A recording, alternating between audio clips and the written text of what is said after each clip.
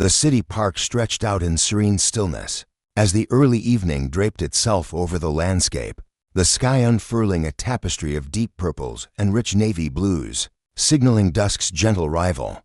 A soft breeze rustled the leaves of ancient oaks lining the pathways, their branches casting long, jagged shadows under the warm glow of flickering street lamps. From a nearby playground, the distant laughter of children floated through the air, mingling with the rhythmic creak of swings and the occasional bark of a dog chasing its tail. Families strolled leisurely along the winding trails, their voices a low hum of contentment, savoring the fading light of day. In the heart of this tranquil scene stood Lena Carter, a towering figure of strength and grace, her athletic frame cutting a striking silhouette against the dimming horizon. A black woman in her early 40s, Lena carried herself with a quiet dignity, her warm brown eyes framed by a face etched with determination, a testament to decades of perseverance. Through life's unrelenting storms, beside her bounced her 10-year-old daughter, Lisa, a whirlwind of energy and curiosity, her wide grin revealing a missing front tooth that only amplified her charm. To Lisa, her mother was a superhero, a beacon of courage and wisdom whose every word held the weight of gospel truth. This evening was a rare gift for them both, a fleeting escape from the burdens Lena carried like a second skin. As a single mother, she poured her soul into providing for her family, her days swallowed by the grind of endless work and responsibility. But tonight, those worries melted into the background, replaced by the simple joy of teaching Lisa to skateboard, a passion that had recently seized the girl's imagination with an iron grip. Lena's heart swelled as she watched her daughter's eager determination, a mirror of her own youth spent mastering the art on the cracked, unforgiving streets of a neighborhood far rougher than this pristine park. Back then, skateboarding had been more than a pastime for Lena. It was a lifeline, a way to find balance amid chaos, a skill that sharpened her instincts and steadied her spirit through years of adversity. Now, as she guided Lisa's tentative steps on the board, she felt a surge of pride, eager to pass down that same resilience, that same unyielding confidence that had carried her through life's darkest corners.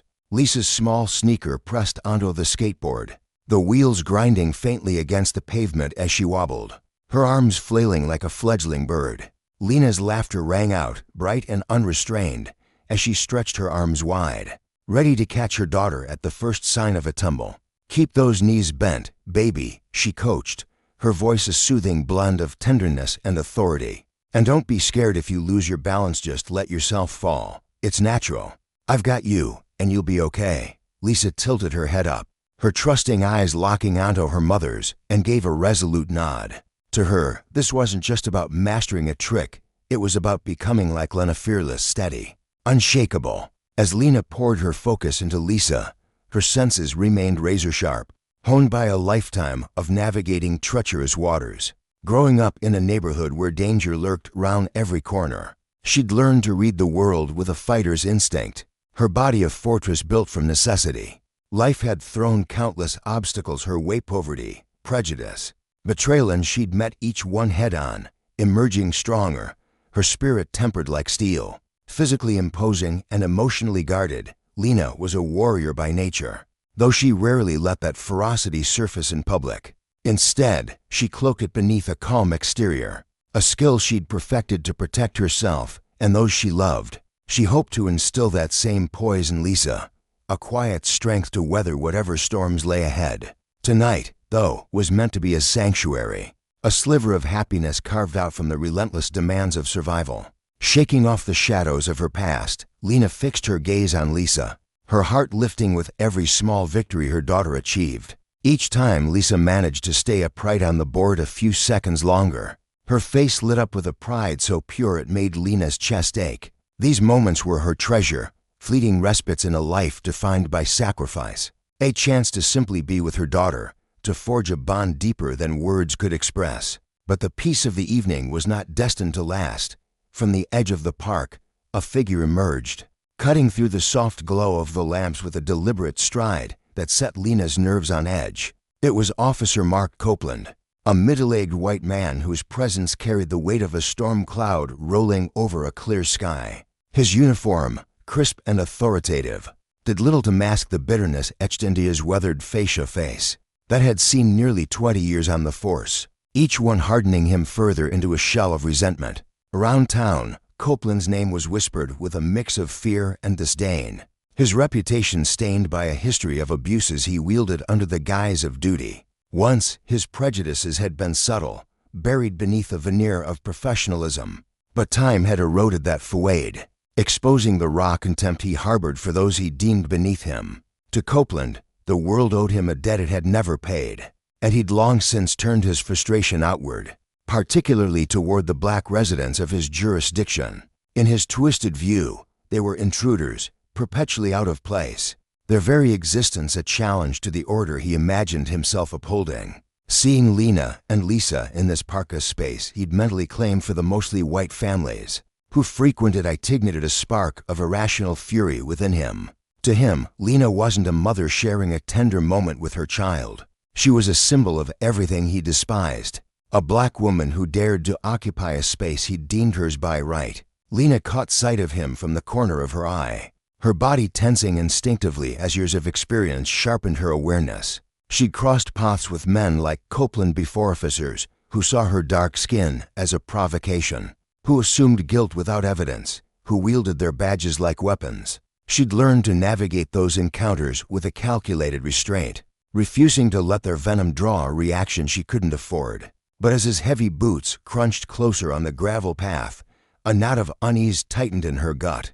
This felt different, more volatile, though she kept her expression serene, unwilling to let Lisa sense the shift. Oblivious to the approaching threat, Lisa teetered on her skateboard, her tongue poking out in concentration as she fought to stay balanced.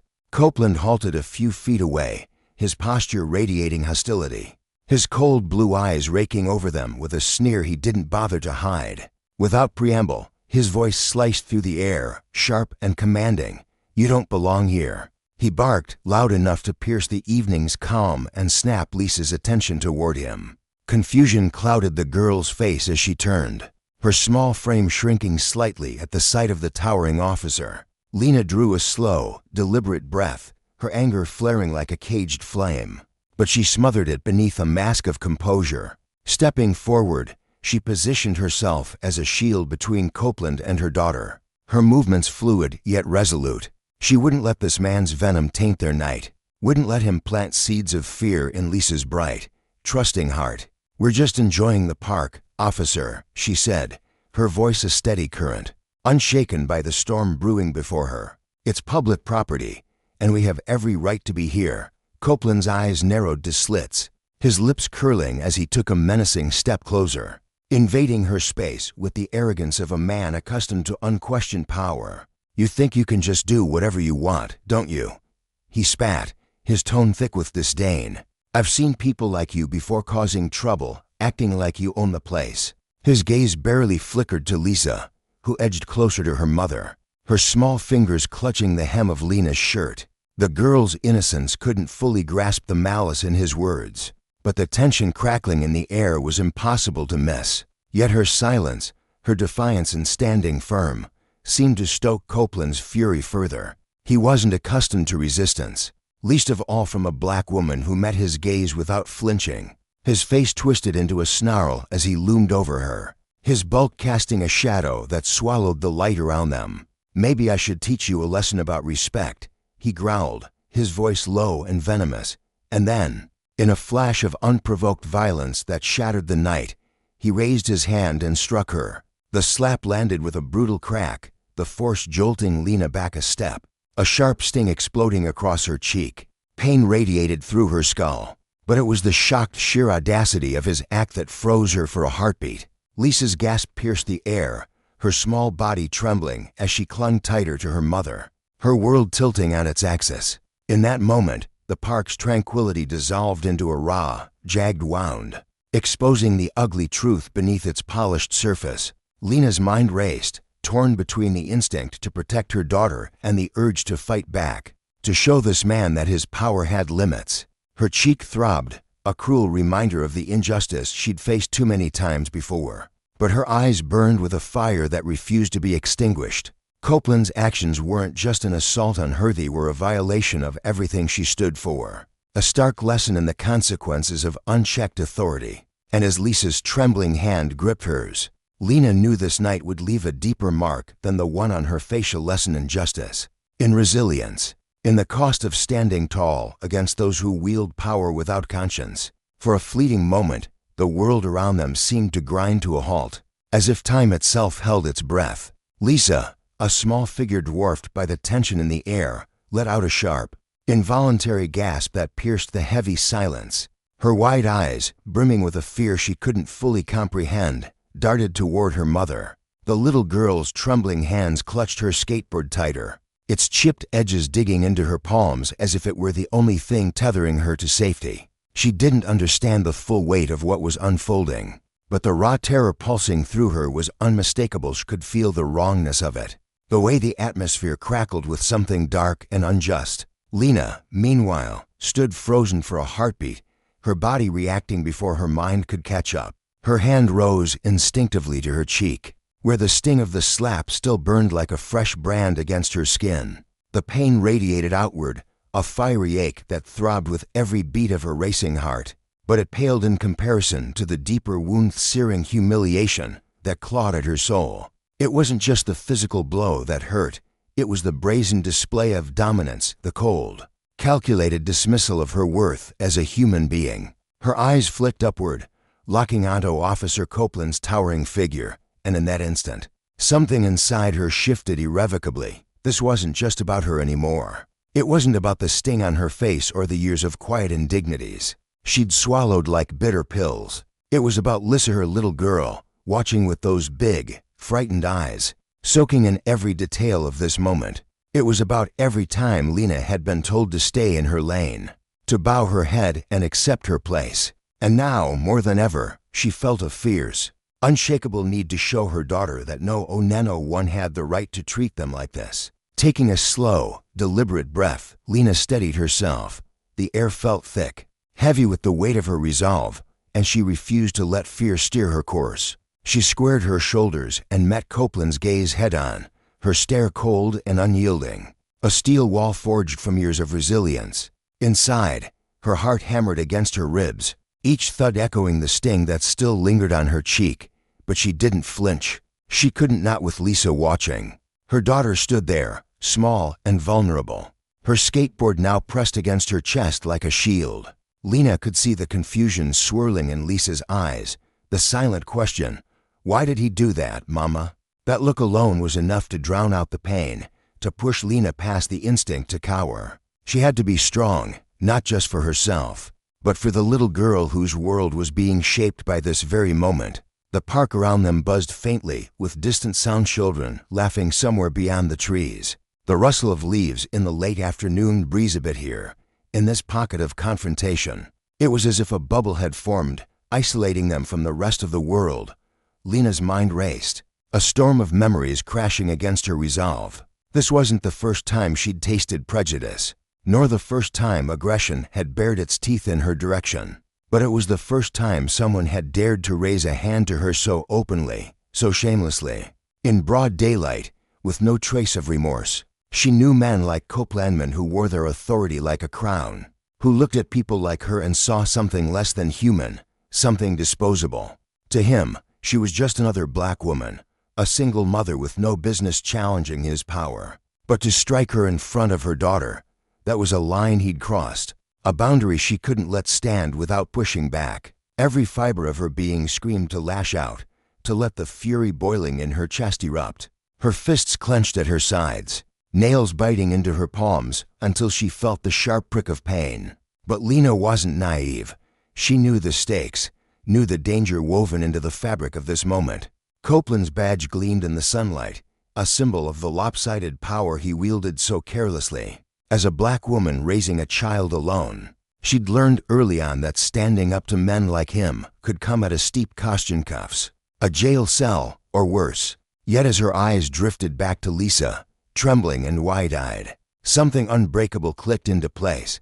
She couldn't let fear win, not today, not with her daughter watching, learning, internalizing what it meant to be them in a world that so often refused to see their worth. Straightening her spine, Lena fixed Copeland with a look that burned with quiet ferocity, a gaze so piercing it seemed to catch even him off guard. For a split second, she saw it, a flicker of uncertainty in his steely expression, a crack in the armor of his arrogance. He wasn't used to this, wasn't prepared for someone like her to stand tall instead of shrinking away. But before he could regain his footing, Lena's voice sliced through the tension like a blade, steady and sharp despite the storm raging inside her. "You had no right to touch me," she said, her tone low but resolute, each word carrying the weight of a lifetime's worth of defiance. "I haven't done anything wrong, and you know it. Whatever power you think you have doesn't give you the right to put your hands on me or anyone else." Copeland's face twisted into a sneer, his lips curling as if her words were an insult he couldn't stomach. His narrow eyes raked over her, dripping with disdain, sizing her up like she was dirt beneath his polished boots. He wasn't accustomed to resistance, especially not from someone he'd already dismissed as beneath him. Taking a step closer, his broad frame loomed over her, his voice thick with condescension and barely veiled contempt. "Who do you think you're talking to?" He spat, his tone venomous, his gaze sweeping her up and down. "You should know your place. You think you can just strut around here like you're somebody? You people are all the same, acting like the rules don't apply to you." Lena's fists tightened, her nails now carving crescent moons into her skin as she fought to keep her anger in check. She could feel Lisa's small hand gripping her arm, the girl's fingers trembling with a desperate need for reassurance. That touch, soft, fragile, pleading, tugged her back from the brink, grounding her in the reality of what was at stake. She couldn't let this go, not with those little eyes watching. But she couldn't let rage take the wheel either. This was bigger than her pride, bigger than the urge to strike back. It was about showing Lisa that they didn't have to accept this, that they could stand up, that they deserved better. Taking a measured step forward, Lena closed the gap between her and Copeland, her movements deliberate, her presence unshakable. Her voice dropped to a calm, almost icy register, laced with a confidence that seemed to unsettle him further. "I don't care what you think of me," she said, each syllable crisp and intentional. "But you will not touch me again. Not here, not anywhere, and especially not in front of my daughter." Her words hung in the air like a gauntlet thrown down, a bold defiance of the authority he clung to so tightly. She saw the flash of emotion ripple across his, facing her. Yes, but also a hint of surprise, as if he couldn't quite believe she dared to speak. Copeland's grip on his composure faltered, his control slipping through his fingers like sand. His face flushed a deep, mottled red, and his voice sank into a guttural growl. "You think you're brave, huh?" he snarled, leaning in closer, his breath hot and sour. "You think I won't put you in your place? Let me remind you, I'm the one in control here. I could haul you off in cuffs right now if I felt like it." His hand twitched at his side, hovering near his belt as if itching to make good on his threat. But Lena didn't waver. She held her ground, her gaze locked on his, steady and unflinching. "You can try," she replied, her voice cool and even, cutting through his bluster like a knife through butter, "but you'll regret it." There was no tremble in her tone, no hint of hesitation, just a quiet certainty that seemed to rattle him. For a moment, Copeland hesitated, his hand stilling mid-motion. He wasn't used to this, though, being met with such unyielding resolve, especially not from someone he'd pegged as an easy target. His eyes darted around, perhaps noticing for the first time that the park wasn't as empty as it had been moments ago. People were lingering now, their heads turning, their murmurs starting to ripple through the air. The narrative was shifting, and he was no longer the unchallenged king of the scene. Lena caught the shift in his demeanor, the way his bravado flickered like a dying flame. It only steeled her further. She took a small step back, not out of retreat, but to reclaim her space, her eyes never leaving his. When she spoke again, her voice softened, not from fear but from a calculated choice to show him she wasn't rattled. "You can try to scare people all you want, Officer Copeland," she said, her words measured and firm. "But it won't work on me. I know my rights, and I know yours. What you did was assault, and there are consequences for that, even for you." His face darkened, a storm cloud brewing behind his eyes. He stepped forward again, his jaw clenched so tight it looked like it might shatter. "Consequences?" he barked, forcing a laugh that rang hollow and brittle. For you, maybe. But don't kid yourself, nobody's taking your word over mine." The words stung. A sharp jab at the reality Lena knew all too well: imbalance. The way the scales of justice so often tipped against people like her. But instead of letting it break her, it fueled her fire. She was tired of ex-housed men like him thinking they could dictate her life, shrink her down, teach her daughter that this was just how things were. Just then, a shadow caught her peripheral vision: an older man, his beard grizzled and his face weathered by time, pausing nearby. He stood with his hands tucked into the pockets of a worn jacket, his brow furrowed as he took in the scene. His presence wasn't loud or imposing, but it was enough. Lena felt a spark of hope ignite within her, a quiet reassurance that she wasn't as alone as she'd feared. She didn't need a crowd, didn't need a savior, just one pair of eyes that saw the truth, one witness to the injustice unfolding. Copeland sensed a tooth shift in the air, the way his grip on the situation was unraveling. His face twisted further, anger bubbling over as he realized he was losing the upper hand. But Lena stood firm, her resolve a beacon in the storm. This wasn't just a fight for her dignity, it was a lesson for Lisa, a testament to the power of standing tall. And it was a warning to men like Copeland: abuse your power, and there will be a reckoning.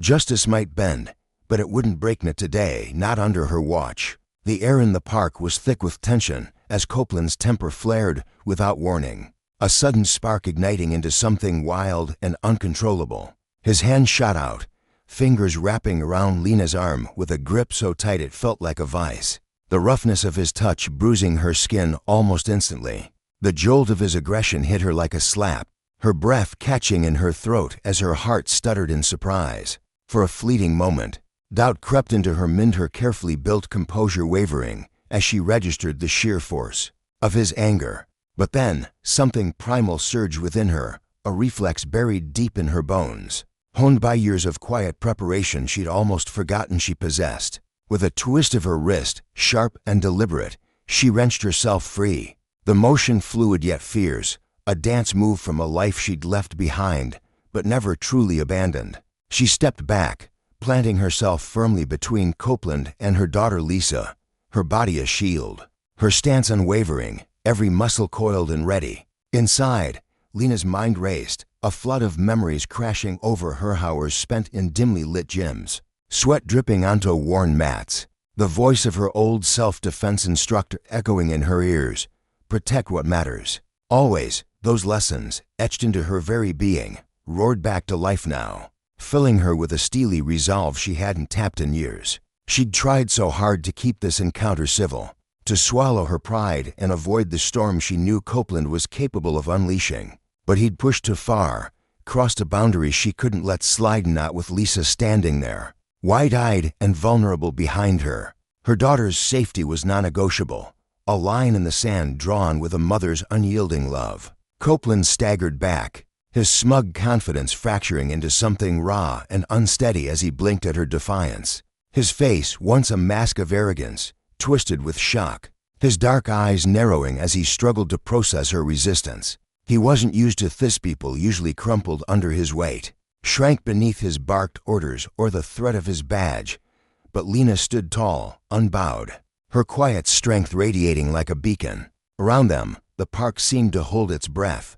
A weary man with a faded baseball cap pulled low-edged closer, his curiosity morphing into concern as he pieced together the scene unfolding before him. His brows furrowed, his steps slowing as he muttered something under his breath, his gaze darting between Lena and Copeland. Others nearby began to notice too, their casual chatter fading into hushed whispers, heads turning as the drama pulled them in like moths to a flame. "Let go of my mother," Lisa's voice sliced through the heavy silence, sharp and clear, a fierce declaration that belied the tremor in her small frame. She stepped forward, her sneakers scuffing the gravel path, her chin lifted defiantly despite the fear flickering in her hazel eyes. At 12 years old, she was all weary limbs and boundless courage, her determination blazing as she planted herself beside Lena. Her presence was a jolt to Lena's heart, a mix of pride and terror swelling in her chest. As she draped an arm around Lisa's shoulders, pulling her close, her daughter's warmth grounded her, steadying the storm of emotions swirling inside. Fixing her gaze on Copeland, Lena spoke, her voice low but laced with an iron resolve that could cut through steel. "You have no right to touch us. If you even think about laying a hand on me or my daughter again, I swear to you, this will end badly for you." For a heartbeat, Copeland's bravado flickered. His broad shoulders stiffened, his fists clenching at his sides as he grappled with the reality of her words. He thrived on fear, on the way people shrank from his authority, especially when he let his temper loose. But Lena wasn't just anyone. She was a wall he couldn't bulldoze, a force he hadn't anticipated. In her steady stare, he saw not just defiance, but a reedy Nessa mother's ferocity, a protector's unyielding spirit.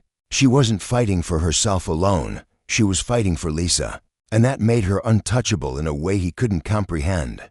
The growing crowd only amplified his uneasy faces peering from behind trees. A young couple pausing their stroll, an older woman clutching her purse tighter as she whispered to her companion.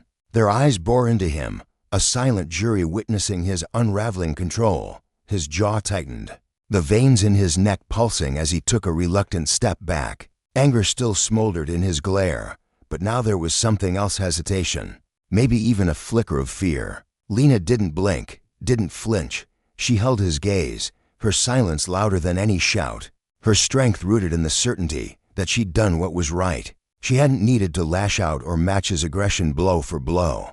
Her power lay in her refusal to be broken, in the way she shielded Lisa with every fiber of her being. As Copeland finally turned, stalking off with a muttered curse, the tension in her shoulders eased just enough to let her breathe. She pulled Lisa into a fierce hug, her arms trembling as she pressed her daughter against her chest. "It's okay, baby," she whispered, her voice soft but thick with emotion. "We're okay." Lisa's small hands clutched at her jacket, her heartbeat a frantic rhythm against Lena's ribs. But beneath the relief, a quiet unease gnawed at her. This wasn't the end, she knew it in her gut. Standing up to a man like Copeland, a man drunk on power and quick to anger, carried a weight she couldn't ignore. Justice had prevailed for now, but at what cost? The park slowly exhaled around them, the murmurs of the onlookers fading into the rustle of leaves overhead. Copeland's retreating footsteps echoed faintly, a hollow sound swallowed by the distance. Lena kept Lisa close, her grip firm until she was certain he was gone, until the air no longer carried the threat of his presence. When she finally loosened her hold, she looked down at her daughter, meeting those wide, searching eyes that held a storm of fear and something new, something like awe. "Mom," Lisa whispered, her voice quivering but alive with wonder, "you weren't scared of him. You didn't let him push us around."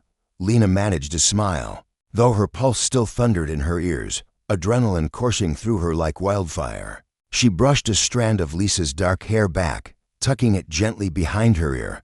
"Baby, sometimes you have to stand up, no matter how much you're shaking inside. No one gets to treat us like we're nothing at him, not anyone." They turned to leave, eager to escape the park and the shadow of that encounter, their steps quickening along the winding path. The sun dipped lower, casting long golden streaks across the grass, a fleeting promise of peace. But before they could reach the edge of the green, a harsh voice shattered the fragile calm, stopping Lena cold. "Well, look who thinks she's a hero." Her stomach plummeted, dread pooling like ice in her veins as she turned slowly, her body tensing as if bracing for a blow. There he was, Copeland, standing just a few yards away, his fists balled tight, his face a mask of simmering rage. And this time, he wasn't alone. 2 other officers flanked him, their uniforms crisp, their expressions carved from the same stone of arrogance he wore so well. The taller one, a younger man with a buzz of blonde hair and a smirk that didn't reach his eyes, stepped forward, his boots crunching the gravel with deliberate menace. The other, older and broader, hung back, his arms crossed, his gaze raking over Lena and Lisa with a slow, contemptuous sweep. Her mind spun, a whirlwind of panic and calculation, as she tightened her grip on Lisa's hand, pulling her daughter closer until their shoulders brushed. "What do you want?" she asked, her voice steady despite the chaos roaring inside her. She knew this game Copeland's pride had been wounded, and he'd returned to reclaim it, dragging reinforcements to tip the scales. The blonde officer tilted his head, his cold eyes sizing her up as if she were prey. "We got a report of a disturbance," he said, his tone dripping with accusation. Each word a carefully placed jab. "Seems you assaulted an officer." The word assaulted landed like a punch, twisting the truth into something grotesque. Lena's breath hitched, her mind racing to keep up. He'd grabbed her, bruised her arm, yet here they stood, spinning a narrative where she was the villain. She knew how this worked 3 against 1. Their badges a shield for their lies. The weight of their authority pressed down, a suffocating force meant to crush her spirit. "I didn't assault anyone," she shot back, her voice firm, cutting through their accusations like a blade.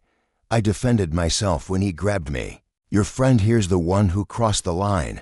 Copeland's face darkened, a storm brewing behind his eyes as he took a step closer, his sneer baring teeth. "Watch your mouth," he growled, his voice low and venomous. "You're in enough trouble already. This park's full of good people. Families who don't need trash like you stirring things up."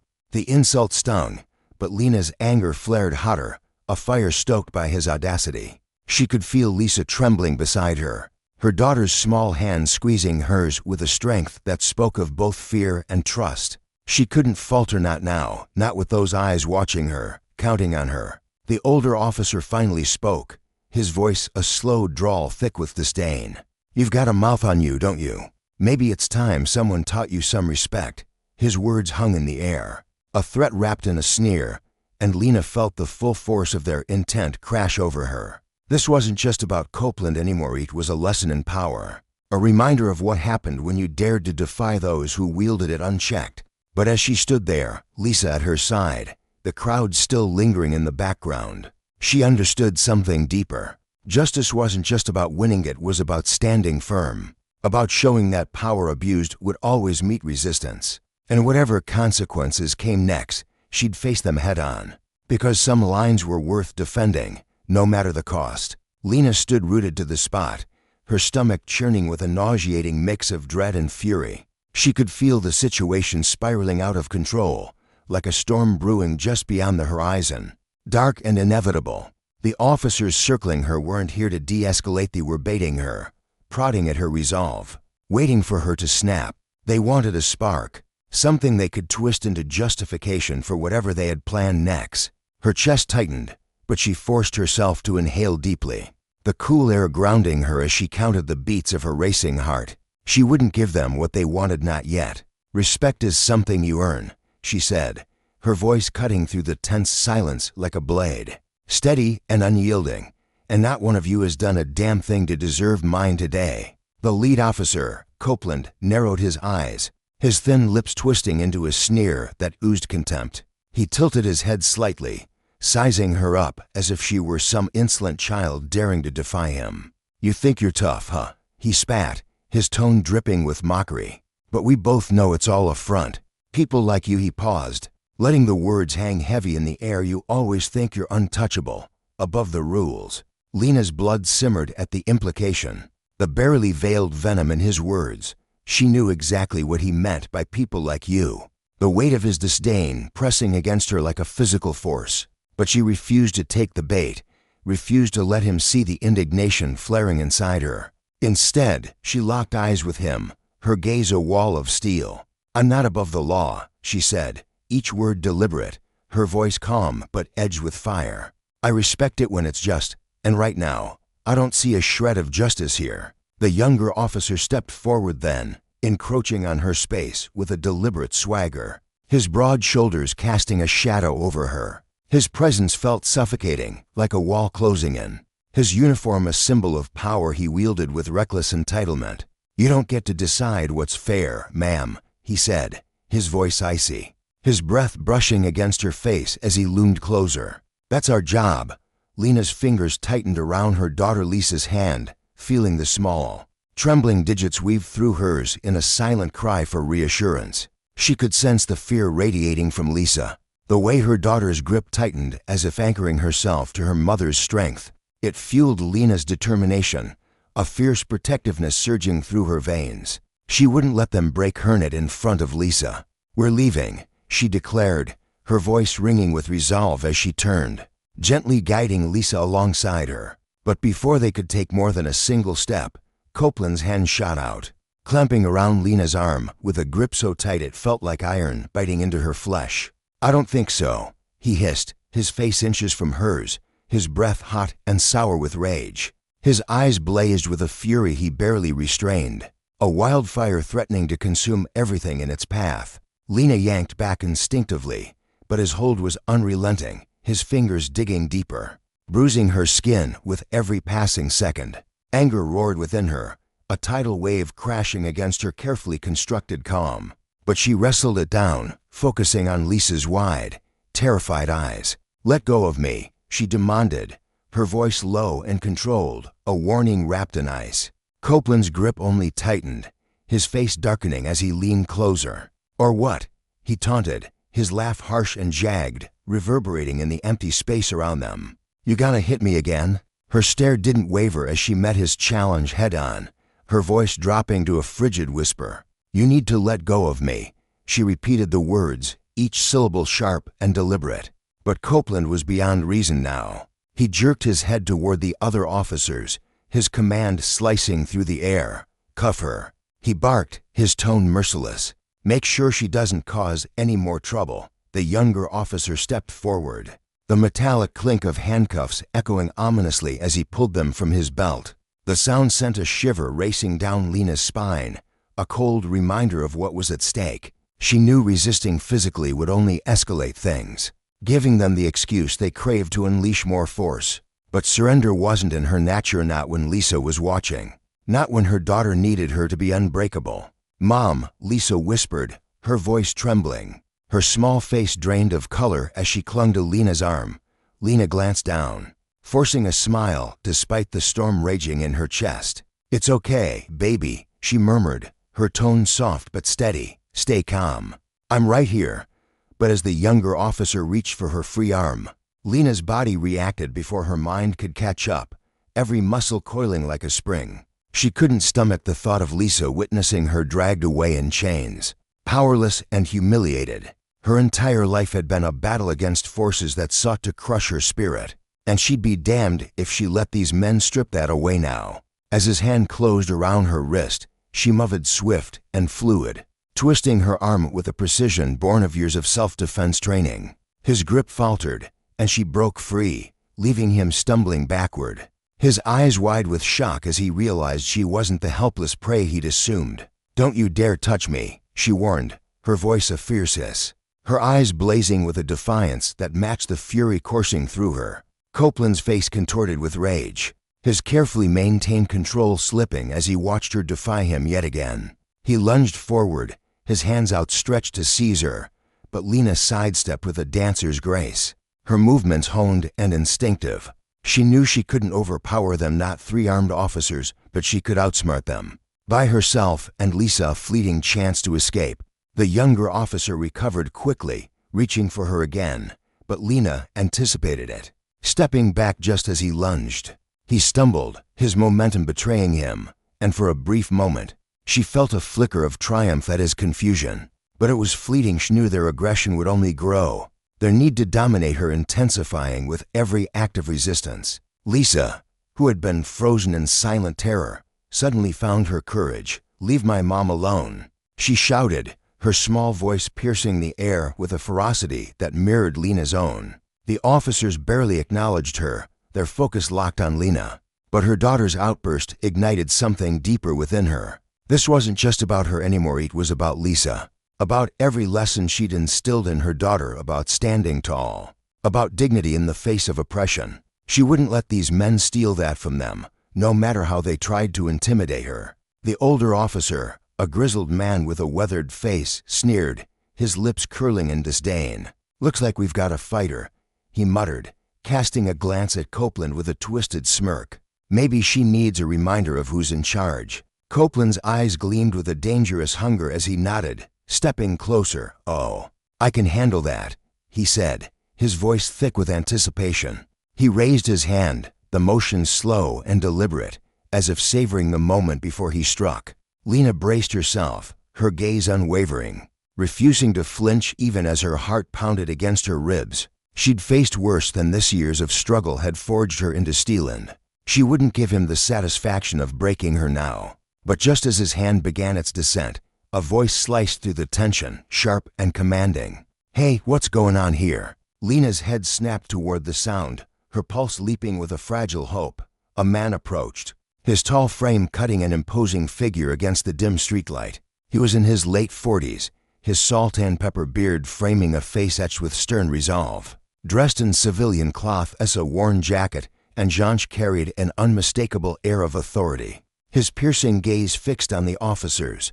They faltered, caught off guard by his sudden presence. "I'm asking you a question," he said, his voice calm but edged with steel. "What's going on here?" Copeland scowled, irritation flashing across his features. But he straightened, forcing a dismissive tone.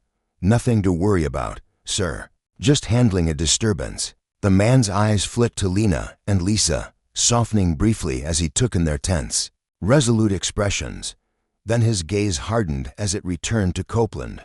"Doesn't look like nothing to me," he said, his tone unwavering. "In fact, it looks like you're harassing this woman."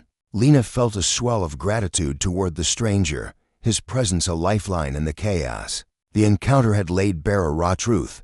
Justice wasn't a given, it was a fragile thing, easily warped by those who abused their power. And yet, in her refusal to yield, in Lisa's brave cry, and in this stranger's intervention, there was a lesson: consequences awaited those who overstepped, and resilience could tip the scales back toward what was right. The air buzzed with tension as Copeland's daughter, Lisa, clung tightly to her mother, Lena, her wide eyes darting around the dusty street corner where they stood. For the first time, she noticed the knot of onlookers forming around them, their faces etched with a mixture of curiosity and unease. The late afternoon sun cast long shadows across the cracked pavement, illuminating the scene like a stage under a harsh spotlight.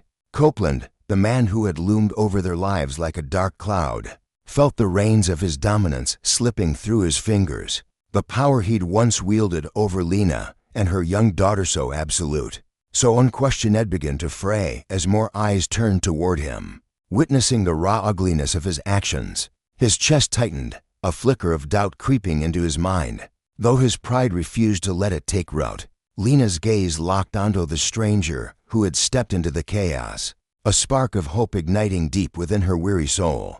She didn't know his name, his story, or why he'd chosen this moment to intervene, but to her, he was a life Lena living, breathing testament that the world hadn't entirely turned its back on justice. Her arms tightened around Lisa, the little girl's warmth grounding her as a wave of relief softened the edges of her fear. The balance of power, so long tilted against them, seemed to teeter ever so slightly in their favor. The man met Lena's eyes for a fleeting second, offering a small, steady nod that carried the weight of a promise. Then, with a deliberate turn, he fixed his attention back on Copeland and the two officers flanking him, his voice ringing out with quiet resolve. "I'm not going anywhere," he declared, planting his feet firmly on the uneven ground. "If you so much as try to push this further, you'll have me to deal with, and I'll make damn sure every single person here knows exactly what you've done." Copeland froze, his hand hovering midair as uncertainty flickered across his weathered face. He'd come to this rundown corner of town with a singular purpose: revenge. He wanted to reassert his control, to remind Lena and anyone else watching that he was untouchable, a force to be feared. But now, with the growing crowd and this unexpected stranger standing defiantly in his path, he found himself at a crossroads. His pulse quickened, his mind racing to recalculate his next move. The onlookers pressed closer, their murmurs swelling into a low rumble of disbelief and outrage as the reality of the scene sank in. What had begun as a quiet confrontation was unraveling into something far uglier, and Copeland could feel the heat of their judgment scorching his skin. The stranger stood tall, his presence a wall of unshakable confidence between the officers and the trembling mother and daughter. His steely eyes never wavered from Copeland, a silent warning that the days of unchecked power were numbered. The crowd's whispers grew louder, their voices threading together into a tapestry of anger and solidarity. "Who does he think he is?" muttered a weary man in a faded jacket, his hands shoved deep into his pockets. Beside him, a woman with tired eyes and a toddler on her hip shook her head. her voice trembling with indignation. "They can't just treat people like this." The man straightened, his calm authority cutting through the chaos as he spoke again. "Name's Derek Owens," he said, his tone steady but edged with a quiet fury as he glanced between Copeland and his backups. "Civil rights attorney. I know your job. Officers every rule, every line in the book. And let me tell you, nothing I've seen here falls under serve and protect." Copeland's stomach lurched. Derek Owens. The name hit him like a punch to the gut. A whispered curse he'd overheard in the station locker room, spoken with equal parts dread and disdain. Owens was a legend or a nightmare, depending on who you asked. A man who'd built his career tearing down corrupt officers, exposing their abuses with a tenacity that left no room for mercy. Copeland's jaw clenched, his irritation boiling into something hotter, more dangerous. This was the last person he needed here, watching him with those piercing eyes, cataloging every misstep. But his pride bruised and battered as it was refused to let him retreat. "This woman assaulted an officer," he snapped, jabbing a finger toward Lena, his voice thick with accusation. "I've got every right to haul her in. Public safety demands it." Owens didn't blink. He tilted his head slightly, one eyebrow arching as if Copeland's words were a poorly told joke. "Public safety," he replied, his voice smooth and sharp, slicing through the crowd's restless hum. "I've been standing here for a while now, watching every move. I didn't see a threat. What I saw was intimidation, brute force, and a blatant abuse of power, none of which has a damn thing to do with keeping anyone safe." The two officers behind Copeland shifted on their feet, their earlier swagger fading as the weight of Owens' words settled over them. The younger one, barely out of the academy, chewed his lip, his eyes darting nervously between his superior and the attorney. He'd signed up to help people, not to stand in the crosshairs of a man like this, with a crowd bearing witness to every second. Lena's heart pounded as gratitude surged through her, raw and overwhelming. Owen's presence felt like a shield, a barrier between her and the men who'd tried to crush her spirit beneath their boots. She drew herself up, her spine stiffening as she pulled strength from the attorney's unwavering stance and the growing chorus of support from the strangers around her. Lisa peeked out from behind her mother's arm, her small face a mixture of fear and curiosity as she studied the man who'd stepped into their storm. But Copeland wasn't finished. His anger churned beneath the surface, a volatile brew of humiliation and defiance. He scanned the faces in the crowd, dozens of them now, their eyes boring into Hyman, felt his authority slipping like sand through his fingers. Instead of yielding, he doubled down, his lips curling into a sneer. "You think some fancy lawyer's gonna save you?" He spat at Lena, his voice dripping with venom. "You're nothing but a troublemaker, stirring up chaos and dragging these people into your mess. Let's get one thing straight. You resisted me, you attacked me, and that's not going away." The words stung Lena like a lash, each one twisting the knife of injustice deeper into her chest. Her temper flared, a wildfire begging to break free. She wanted to scream, to claw back her dignity and tell the world how this man had terrorized her for no reason, but his own twisted satisfaction. Before she could erupt, Owen's hand found her shoulder, firm and steadying. Their eyes met, and in his calm, resolute gaze, she saw a silent plea. "Trust me. I've got this." She exhaled, the fury simmering down to a smoldering ember as she nodded almost imperceptibly. Owens stepped forward, his expression hardening into something unyielding as he faced Copeland head-on. "Officer Copeland," he said, his voice low and deliberate, "you might want to think twice before throwing around false charges. We've got witnessability of them who saw you put your hands on an unarmed woman, a mother, without a shred of cause. Now you're trying to bully her into silence. That's not law enforcement, that's a power trip, and it's one that's going to cost you." The younger officer flinched, his discomfort spilling over as he shifted his weight from one foot to the other. Copeland," he muttered, his voice barely audible over the crowd's rising murmur. "Maybe we should just back off. This guy's not bluffing, and people are watching." Copeland whirled on him, his glare venomous. "Shut up," he hissed, his tone sharp enough to cut glass. "You think we're gonna let her walk away after she attacked me? No chance." He turned back to Lena, his eyes glinting with malice. People like her need to learn there's a price for stepping out of line. Owen's jaw tightened, but his composure never wavered. And what's that line, Officer Copeland? He shot back, his voice steady as steel. Standing up for herself, refusing to bow to your threats? If that's what you call stepping out of line, then maybe the problem's not with her, it's with you.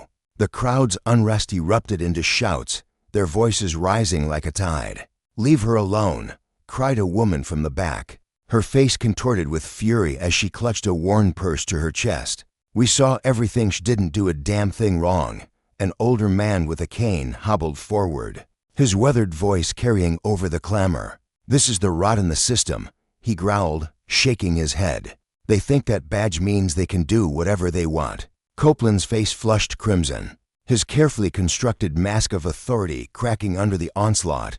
He took a step back, his breath hitching as the crowd's defiance washed over him. For a moment, he wavered, the weight of their collective outrage threatening to topple him. But surrender wasn't in his nature. Clinging to the last threads of his power, he raised his voice, bellowing over the din.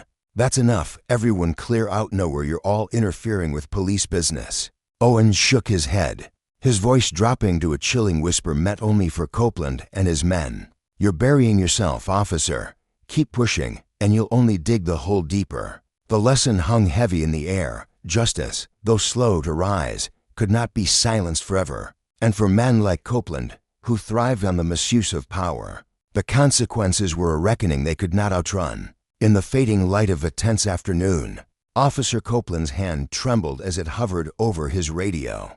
His chest heaved with the weight of desperation, his mind racing with the need to reclaim the authority he felt slipping through his fingers like sand. The situation had spiraled far beyond what he'd anticipated, and he was determined to wrestle it back under his command, no matter the cost. His thumb brushed the call button, ready to summon reinforcements to bolster his faltering grip, when a sudden, firm grasp clamped around his wrist. Startled, he froze, his breath catching in his throat as his eyes darted to the source of the interruption. It was the younger officer, barely more than a rookie, his face still soft with the uncertainty of youth. He'd been hesitant all along, his brow furrowed with doubt from the moment this confrontation began. But now something fiercer burned in his gaze. His hand shook slightly as he held Copeland's wrist, not out of weakness, but from the raw, electric surge of conviction that coursed through him. "This has gone too far," he said, his voice quivering like a taut wire about to snap. "Look around you, Copeland. We can't keep pushing this. It's wrong, you know it's wrong." His eyes, wide and searching, locked onto Copeland's, a silent plea laced with defiance. For a fleeting moment, Copeland's hardened facade cracked, his jaw slackened, and a shadow of doubt flickered across his weathered face. The younger officer's words hung heavy in the air, tugging at a buried thread of conscience he'd long ignored. He glanced around the crowd, the tension, the quiet strength of the woman he'd targeted, and for an instant, he wavered, teetering on the edge of retreat. But then, like a storm breaking over a fragile shore, his pride surged back, fierce and unyielding. The sting of being challenged, and publicly at that, was a wound too deep to swallow. With a sharp jerk, he wrenched his arm free, his face twisting into a mask of fury. "Don't you dare tell me what's right," he snarled, his voice a jagged blade. "I've been on this beat since before you could tie your own shoes. I don't need some kid preaching at me about how to handle a criminal." He wheeled around, his gaze locking onto Lena with a ferocity that seemed to ignite the air between them. She stood there, unbowed, her chin lifted despite the storm brewing in Copeland's eyes. He wanted to shatter her resolve, to make her an example of proof that his power still held sway. His boots scuffed the pavement as he took a menacing step forward, his broad frame casting a shadow over her. But before he could close the distance, a figure stepped into his path, Officer Derek Owens, his presence as solid and immovable as a stone wall. Owens' eyes were steady, his voice a low, lethal calm that cut through the chaos like a knife. "I'm warning you, Copeland," he said, each word deliberate and weighted with authority. "Take one more step, and I'll personally see to it that you're buried in charges. You're not just facing her now, you are facing me, and I promise you, I don't bend." Copeland's bravado faltered. For the first time, a flicker of genuine fear danced in his eyes. He sized Owens up, his mind churning as he weighed his dwindling options. The need to dominate Ward with the dawning realization that he'd collided with a force he couldn't easily crush. The air grew thick, charged with unspoken stakes, as the onlookers held their breath, their eyes darting between the two men. Among them, little Lisa clung to her mother's side, her small hand gripping Lena's with a strength born of both terror and awe. Her round face, streaked with the remnants of tears, tilted upward as she gazed at Lena, her mother's quiet courage reflecting in her wide, trusting eyes. Lena felt a warmth bloom in her chest, her own fear melting away under the fierce love and pride she saw in her daughter. She squeezed Lisa's hand, drawing strength from the tiny, trembling fingers wrapped around her own. But just as Copeland's resolve seemed to teeter, a new sound pierced the tension, a faint click, followed by a rustle. One of the spectators, a weary man with a nervous energy, had fished a smartphone from his pocket. He hoisted it high, the lens glinting in the dimming light as it zeroed in on Copeland's flushed, contorted face. That small device, innocuous yet damning, was the final blow. Copeland's arrogance, his carefully constructed armor, crumbled under the weight of that unblinking eye. His complexion drained to a sickly pallor, and he staggered back a step, his hands falling limply to his sides. "Fine," he muttered, the word barely a whisper, choked with defeat. "Fine. Fine." His eyes dropped to the cracked pavement, unwilling to meet the stares of the crowd or the unwavering resolve of Owens. "But don't think this is over." Owens didn't dignify the threat with a response. He simply stood there, his gaze a steel anchor pinning Copeland in place until the older officer turned on his heel and shuffled away. His two colleagues, who'd lingered on the sidelines exchanging uneasy glances, hesitated before trailing after him, their reluctance palpable in their dragging steps. As Copeland's broad back receded into the distance, the crowd erupted. Cheers and applause swelled like a tidal wave, washing over the scene with a raw, electric energy. Voices overlapped in a chorus of relief and triumph, celebrating Lena's unyielding spirit. She exhaled a shaky breath she hadn't realized she'd been holding, her shoulders slumping as the crushing weight of the standoff lifted. Kneeling down, she pulled Lisa into a fierce embrace, her arms trembling as she pressed her daughter close. "It's okay, baby," she whispered, her voice thick with emotion, as Lisa's quiet sobs soaked into her shirt. "We're okay." Owens stepped closer, his shadow falling gently over them. He placed a hand on Lena's shoulder, his touch steady and reassuring. When she looked up, she found his eyes soft with admiration, a quiet respect glowing in their depths. "You did good, Lena," he said, his tone warm yet firm. "You held your ground. You didn't let him break you." That's something Lisa will carry with her forever. Gratitude welled up in Lena's chest, spilling into her eyes as she met his gaze. "Thank you," she murmured, her voice cracking. "I don't know what would have happened if you hadn't stepped in." Owens nodded, a faint smile tugging at the corner of his mouth. "Sometimes it just takes one person to tip the scales," he said. "But don't kid yourself, this isn't the end. Men like Copeland don't let go of their grudges easily, if you're up for it. I'd like to help you take this further. Make sure he's held accountable, not just for you, but for everyone he's ever crossed." His words settled over her like a heavy cloak, and Lena hesitated, the enormity of what he was offering sinking in. She'd always known that standing up to power came with a price: retribution, risk, the gnawing fear of what might come next. But as she glanced down at Lisa, at the tear-streaked face now alight with a fragile pride, she knew she couldn't turn back. "Let's do it," she said, her voice steady with a resolve that surprised even her.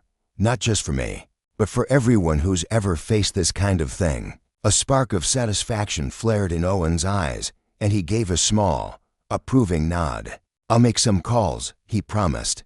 "We'll make damn sure he thinks twice before pulling this again." Together, they rose, turning to leave as the crowd parted before them. Faces in the throng glowed with admiration, their murmured words of support trailing after Lena and Lisa like a soft breeze. Hand in hand, mother and daughter stepped forward, a quiet triumph pulsing through Lena's veins. She'd fought for her dignity, shown Lisa that fear wouldn't chain them, and now, with Owen's strength bolstering her own, she felt a fire kindling within, a purpose that stretched beyond this single victory.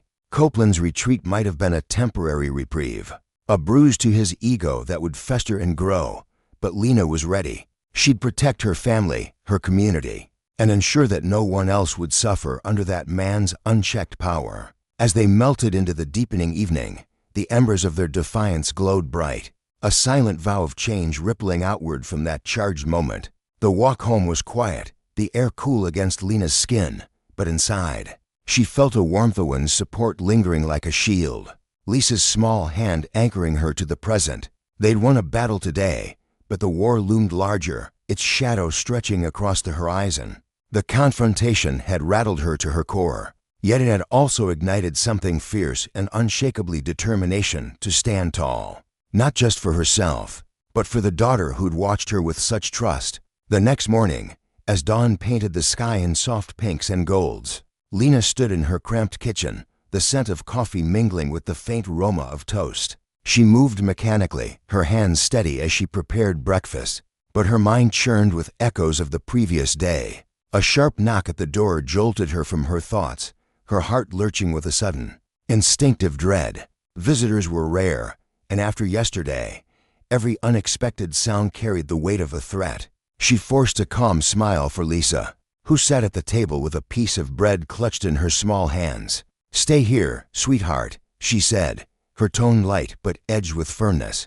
Before crossing the room to the door, peering through the peephole, she was met with the familiar sight of Derek Owens. Relief flooded her, though it was tinged with curiosity. He stood on her doorstep, his posture composed yet purposeful, a folder tucked under one arm. His face carried the same quiet intensity she'd seen yesterday, but there was a concern there too. Etched into the lines around his eyes, she swung the door open, offering a hesitant smile. "Good morning, Lena," he greeted, his voice smooth but laced with an undercurrent of gravity.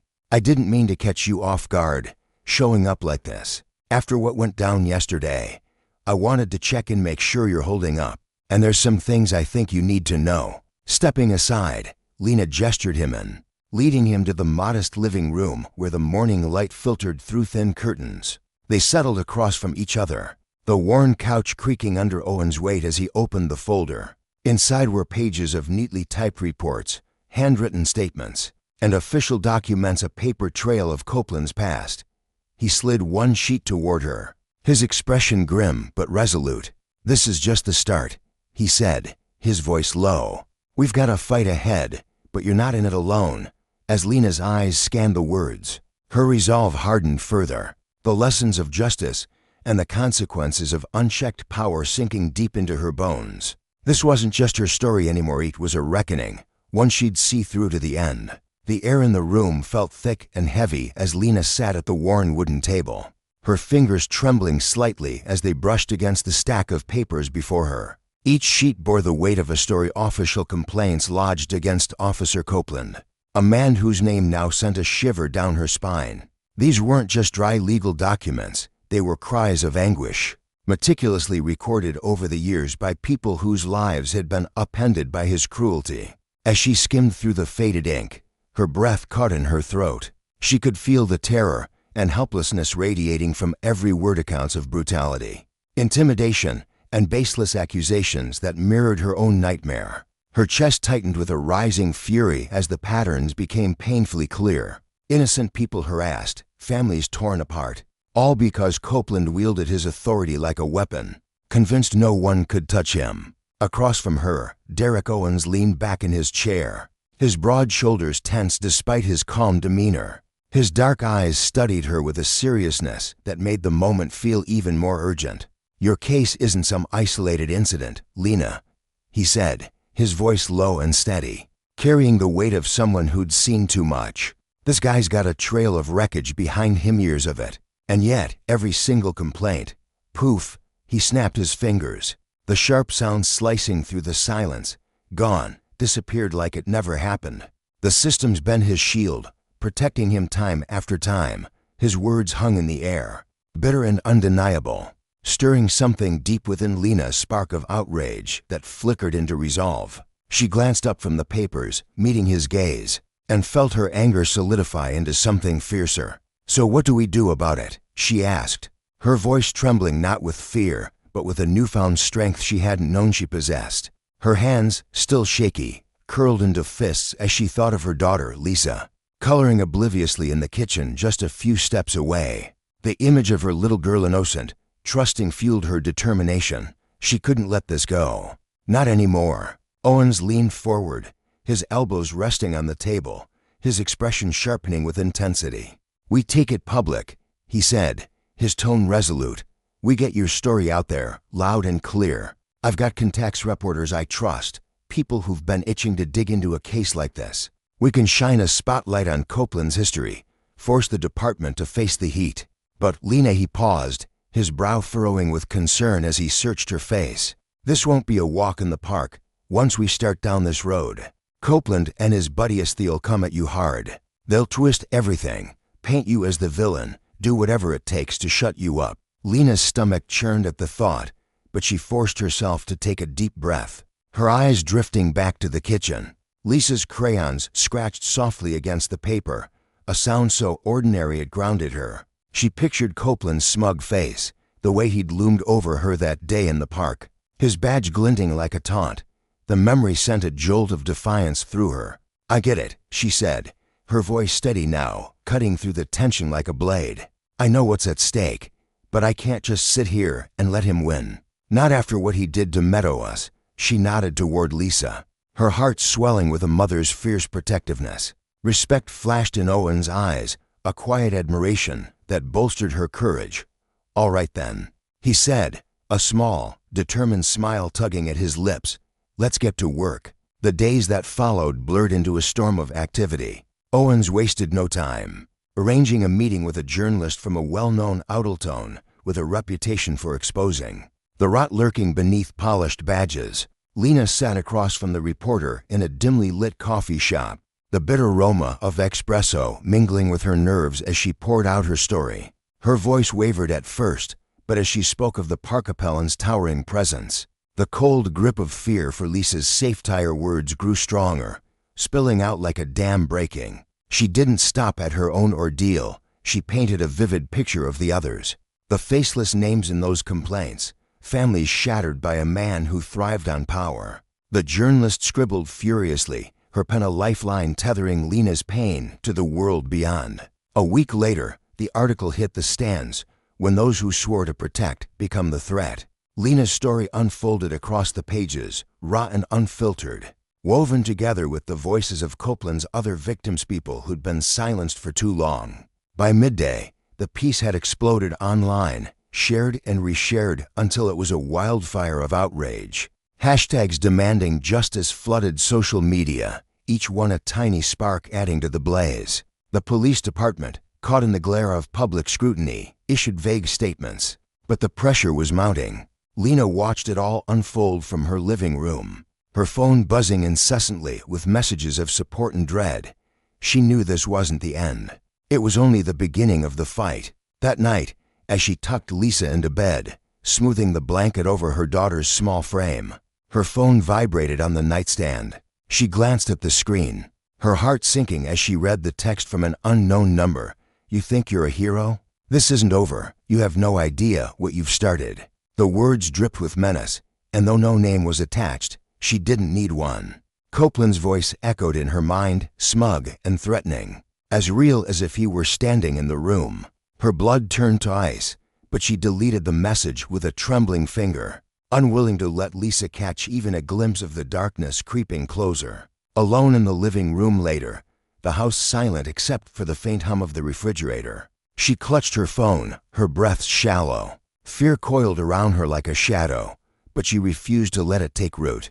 The next morning, as she stepped outside to take Lisa to school, she froze.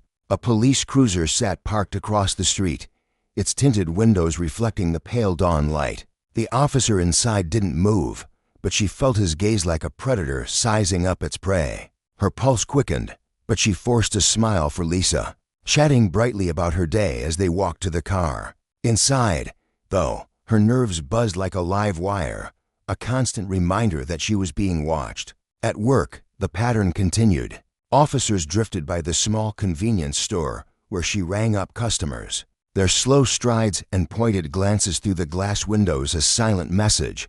we're here. We see you." Each encounter chipped away at her calm, but she clung to the thought of the people rallying behind her. The justice she was chasing, not just for herself, but for everyone Copeland had crushed. Later that day, Owens called, his voice steady but tinged with an edge she hadn't heard before. "Lena, I just got a tip from a guy I know inside the department," he said. "They're poking around your past, digging for anything: parking tickets, old arguments, anything they can twist to make you look bad." Her jaw tightened, a fresh wave of anger surging through her. "They're trying to bury me," she said, her words sharp with frustration. "Exactly," Owens replied. "It's their playbook: smear you, flip the story, make people doubt you. But we're ready for this. I've got your back, legally and otherwise, and you've got more support out there than you know." She exhaled, her mind racing as she paced the cramped break room at work. "Thanks, Derek. I'm not giving up. I need Lisa to be safe." Her voice softened, vulnerability slipping through the cracks. "She will be," he promised, his tone firm and reassuring. "We're in this together." Weeks passed, and the pressure only intensified. Lena's story had ignited a movement, her face plastered across news feeds as a symbol of defiance against corruption. Strangers reached out with encouragement, their words a lifeline amid the storm. But with every step forward came a darker pushback. Late-night calls jolted her awake, the line silent except for faint breathing before it clicked off. Cryptic messages arrived, cloaked in politeness, but dripping with venom. Cars lingered outside her house, their engines idling like a low growl in the night. The intimidation was relentless, a constant drumbeat meant to wear her down, to remind her that Copeland's power stretched far and deep. One evening, as she locked up the store after a long shift, the sound of boots crunching on gravel stopped her cold. She turned, her heart hammering, and there he was, Copeland, his broad frame filling the doorway. His lips curled into a smirk that made her skin crawl. Every nerve in her body screamed to run, but she stood her ground, her keys digging into her palm. "You just couldn't leave it alone, could you?" he drawled, his voice thick with disdain. "Think you're some big hero, stirring up all this mess. But I'm telling you, Lena, this ends bad for you." Her fear flared, then hardened into something sharper. "You don't scare me," she shot back, her voice steady despite the tremor in her hands. "You're just a coward hiding behind that badge. I'm not backing down, not from you, not from anyone." His smirk twitched, replaced by a flicker of rage that darkened his eyes. He stepped closer, his shadow swallowing the light between them, his breath hot and sour as he leaned in. "You think you're tough? You're nothing, just a little pawn who doesn't know the rules. People like me, we don't lose. You can scream all you want, but I'll still be standing when you're dust." Lena didn't flinch, her gaze locked on his. "We'll see," she said, her words a quiet promise. "People like you always think they're untouchable right up until they fall."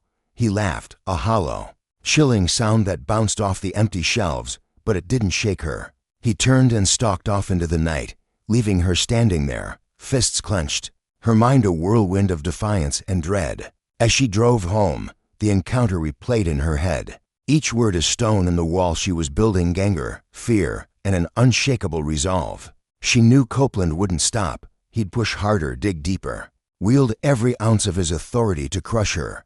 But she also knew the lesson buried in this fight. Justice wasn't a gift handed down, it was a fire forged through struggle, and the consequences of his abuse, his arrogance, were rippling outward, waking a city to the rot within its ranks. She wasn't alone anymore. The road ahead loomed long and treacherous, but Lena gripped the wheel tighter, her heart steady. This wasn't just her battle, it was a reckoning. The morning sun had barely crested the horizon when Lena's phone buzzed, with Owen's voice on the other end, steady but laced with urgency. "Lena, things are moving," he said, his words carrying the weight of a long-awaited shift. "The public's outrage has finally hit a tipping point. The department can't ignore it anymore. They've just announced they're launching an investigation into Copeland." Lena stood in her kitchen, clutching the receiver, her breath catching in her chest as a wave of relief crashed over her. It wasn't just a flicker of hope, it was a blazing torch piercing the suffocating darkness she'd been trapped in for weeks. For the first time, it felt like the world might actually bend toward justice, that the man who'd wielded his authority like a weapon might finally face the consequences of his actions. But Owen's tone shifted, his caution cutting through her fleeting optimism like a cold wind. "Don't get too comfortable, Lena. Copeland's not the type to go down quietly. He's got allies, people who'll fight dirty to protect him. They'll come after you harder now, and nothing to make you back off." She nodded to herself, her jaw tightening as determination surged through her veins like wildfire. "I get it," she replied, her voice firm despite the tremor of fear beneath it. "I'm ready for whatever they throw at me." The weeks that followed were a crucible, testing every ounce of Lena's resolve in ways she hadn't imagined possible. The retaliation came swiftly and mercilessly. Her name was dragged through the mute anonymous whispers turned into vicious rumors, splashed across local forums, painting her as a liar, a troublemaker, a woman unhinged. Each word stung like a lash, but it was the quieter threats that gnawed at her soul, a shadowy figure lingering too long. Outside her daughter Lisa's school, a cryptic note slipped under her door that read, "You'll regret this." Her nights were restless, her mind racing with visions of what might happen if she faltered. Yet every time despair threatened to swallow her whole, she pictured Lisa's wide, trusting eyes, the future she wanted for her little girl, a world where power wasn't a shield for cruelty, where justice wasn't just a hollow promise. That image became her anchor, pulling her back from the brink each time she wavered. Meanwhile, Copeland's shadow loomed larger than ever, from his perch of privilege. He'd always carried himself with an air of untouchability, his badge a gleaming emblem of control. But now, as the investigation tightened around him, cracks began to show. Lena heard whispers from mutual acquaintances. Once boisterous laugh had turned brittle, his confident stride replaced by a hunched, defensive shuffle. She couldn't help but wonder what churned beneath his polished exterior. Was it rage at being challenged, fear of losing the throne he'd built on intimidation, or perhaps a flicker of guilt, buried deep beneath layers of denial? Whatever it was, it fueled her fire. This wasn't just about her anymore, it was about every soul he'd crushed under his boot, every life he'd tainted with his unchecked arrogance. The day of her testimony dawned crisp and clear, the autumn air sharp against her skin as she approached the courthouse. Her heart thundered in her chest, a chaotic drumbeat of nerves and defiance. But she held her head high, shoulders squared against the weight of the moment. Inside, the building hummed with a quiet intensity. Reporters scribbled furiously in their notebooks. Onlookers murmured in hushed tones, and the wooden benches creaked under the collective tension. Lena felt the eyes of every supporter boring into her, their silent encouragement wrapping around her like armor. She took her place at the stand, her palms damp against the smooth wood, and cast a glance across the room at Copeland. He sat rigid, his face a mask of barely contained fury. But there was something else there too, a flicker of unease, a shadow of the man he'd been when he thought himself invincible. For the first time, he looked diminished, a king stripped of his crown, teetering on the edge of ruin. Lena drew a deep breath, steadying the tremor in her hands as she began to speak. "I'm here today," she said, her voice ringing out clear and unwavering, "because I refuse to let silence win. I'm not just standing here for myself, I'm here for every person who's ever been trampled by injustice, who's ever been told their voice doesn't matter. This is our fight, and we're not backing down." The courtroom fell still, her words hanging heavy in the air like a storm about to break. She stole another glance at Copeland, noting the way his jaw clenched, the way his eyes darted away from hers. Gone was the swagger, the smug certainty that had defined him. In its place was a man unraveling, his power slipping through his fingers like sand. As she stepped down, her legs trembled beneath her, but she felt buoyed by the quiet strength radiating from the gallery. The day unfolded like a slow, deliberate dance witness after witness took the stand, each story a thread weaving a tapestry of Copeland's corruption. There was Maria, a soft-spoken shopkeeper with graying hair, who recounted how Copeland had shaken her down for protection money, her hands twisting nervously as she spoke. Then came Daniel, a weary young man with haunted eyes, who described a night when Copeland's temper had left him bruised and bleeding in an alley, too afraid to report it until now. But it was the testimony of James, Copeland's former partner, that struck the deepest chord. A burly man with a weathered face, James shifted uncomfortably in his seat, his voice low and halting. I saw it all, he admitted, his gaze fixed on the floor. The way he'd rough people up for no reason, the way he'd laugh about it later. I should have said something sooner, but I was scared of him, scared of losing my job. His confession hung heavy, a raw admission of complicity that added a new layer to the case. Lena watched him, her chest tightening with a mix of pity and gratitude. These weren't just stories, they were lives, scars left by a man who'd thrived on fear. By the time the judge issued his final instructions, the air in the courtroom was thick with anticipation. Lena sat beside Owens and Lisa, their hands clasped tightly in hers, grounding her as the jury filed out to deliberate. The hours stretched on, each tick of the clock a small eternity. She traced circles on Lisa's palm, her mind drifting to the countless nights she'd spent wondering if this fight was worth it. Now, with the end in sight, a fragile peace settled over her of fears, quiet hope that justice might finally tip the scales. When the jury returned, their faces were etched with solemn resolve. Lena's breath hitched as the foreman stood, his voice cutting through the silence. Guilty, he declared, the word a thunderclap that rippled through the room. Relief flooded her, a tidal wave of emotion that blurred her vision with tears. She'd done it. She'd faced the abyss of her fear and emerged on the other side, victorious. The murmurs of the crowd swelled into a roar as Owens leaned close, his voice thick with pride. You did it, Lena. You didn't just fight for yourself, you gave a voice to everyone he silenced. She turned to him, her eyes shimmering with gratitude.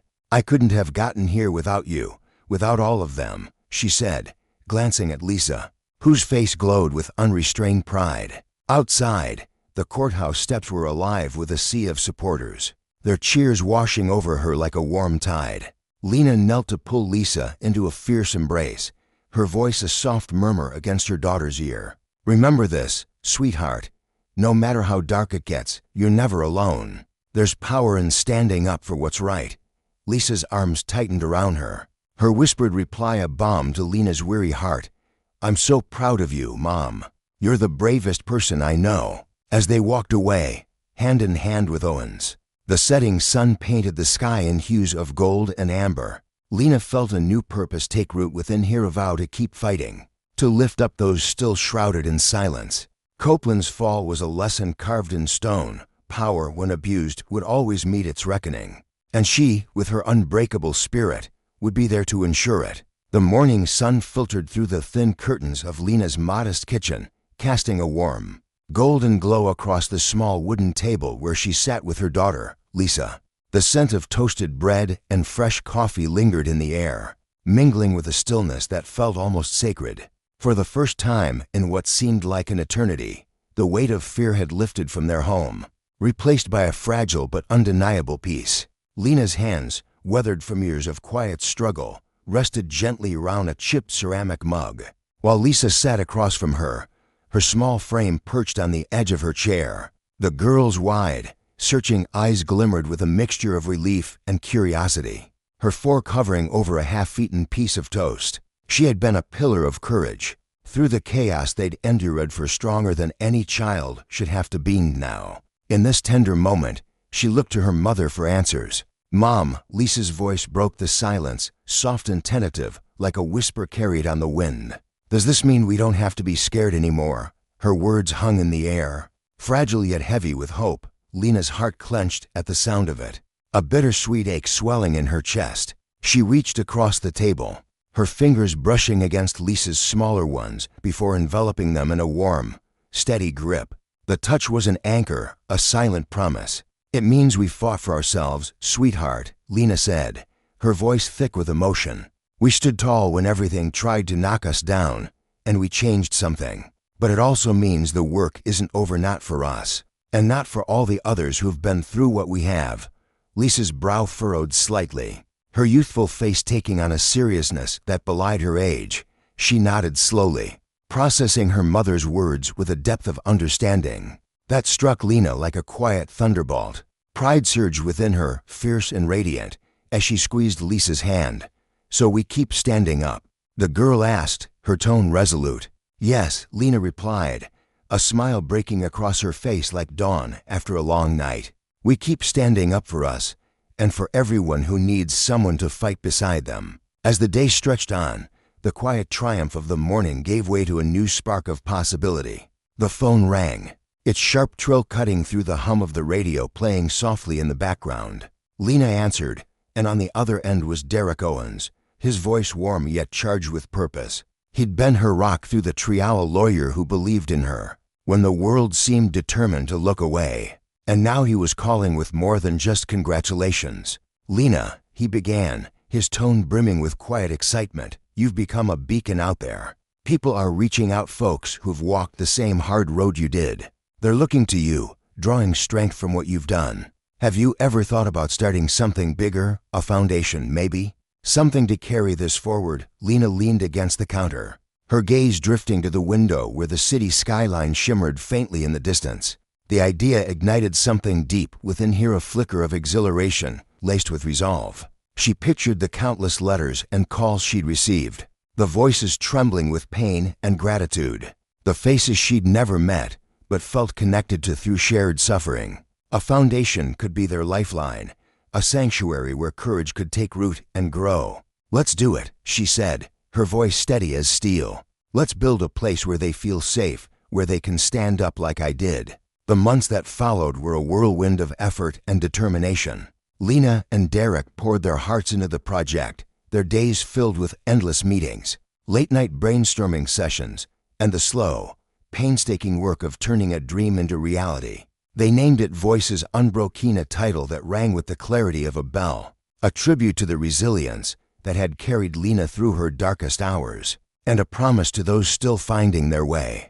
Their mission was as simple as it was profound: to offer legal aid, emotional support, and a sense of belonging to those crushed by injustice and the misuse of power. The foundation took flight faster than Lena had dared to hope. Her case had stirred a tidal wave of attention, and now donations flowed in like a river breaking free of its banks. Volunteers emerged from every corner of the community, retired teachers with gentle smiles, young activists with fire in their eyes, and parents who understood the sting of helplessness all too well. The city rallied around them, a chorus of voices rising in solidarity. Lena threw herself into the work with a passion that burned brighter with each passing day. She stood before crowds at local events, her voice steady and clear as she shared her story of terror of that day in the park, the humiliation at the hands of an officer who saw her as less than human, and the slow, fierce climb back to dignity. Her words were a lifeline, pulling others from the shadows. "You're not alone," she told them, her gaze sweeping across tear-streaked faces and clenched fists. "Your voice matters, and together, we're unstoppable." One humid afternoon, as she sat in her new officia, cramped but cozy space adorned with photos of supporters and a small drawing Lisa had made, opened an email that stopped her breath. It was from a young woman named Sarah, her words spilling across the screen in a rush of raw emotion. "I was harassed by an officer last year," she wrote. "I didn't know how to fight back, he didn't think I could. But seeing you, hearing you, it showed me I have strength I didn't know was there. Thank you for helping me find my voice." Lena's eyes stung as she read the message, her chest tightening with a purpose so fierce it felt like a living thing. This was more than her own victory, it was a ripple spreading outward, touching lives she'd never imagined she could reach. The foundation's opening day arrived like a burst of sunlight after a storm. The community center buzzed with energy, its walls adorned with banners and flowers donated by a local florist who'd once been a victim herself. Hundreds gathered, families clutching hands, elderly couples leaning on each other, and children darting through the crowd with laughter that felt like hope made audible. Lena stepped onto the makeshift stage, her heart pounding as she looked out at the sea of faces. Each one carried a story, a spark of resilience that mirrored her own. "Voices Unbroken exists because no one should feel powerless," she began, her voice rising above the murmurs of the crowd. "We all deserve dignity, respect, and justice. When one of us is wounded, that pain echoes through us all. But when one of us rises, we all stand taller."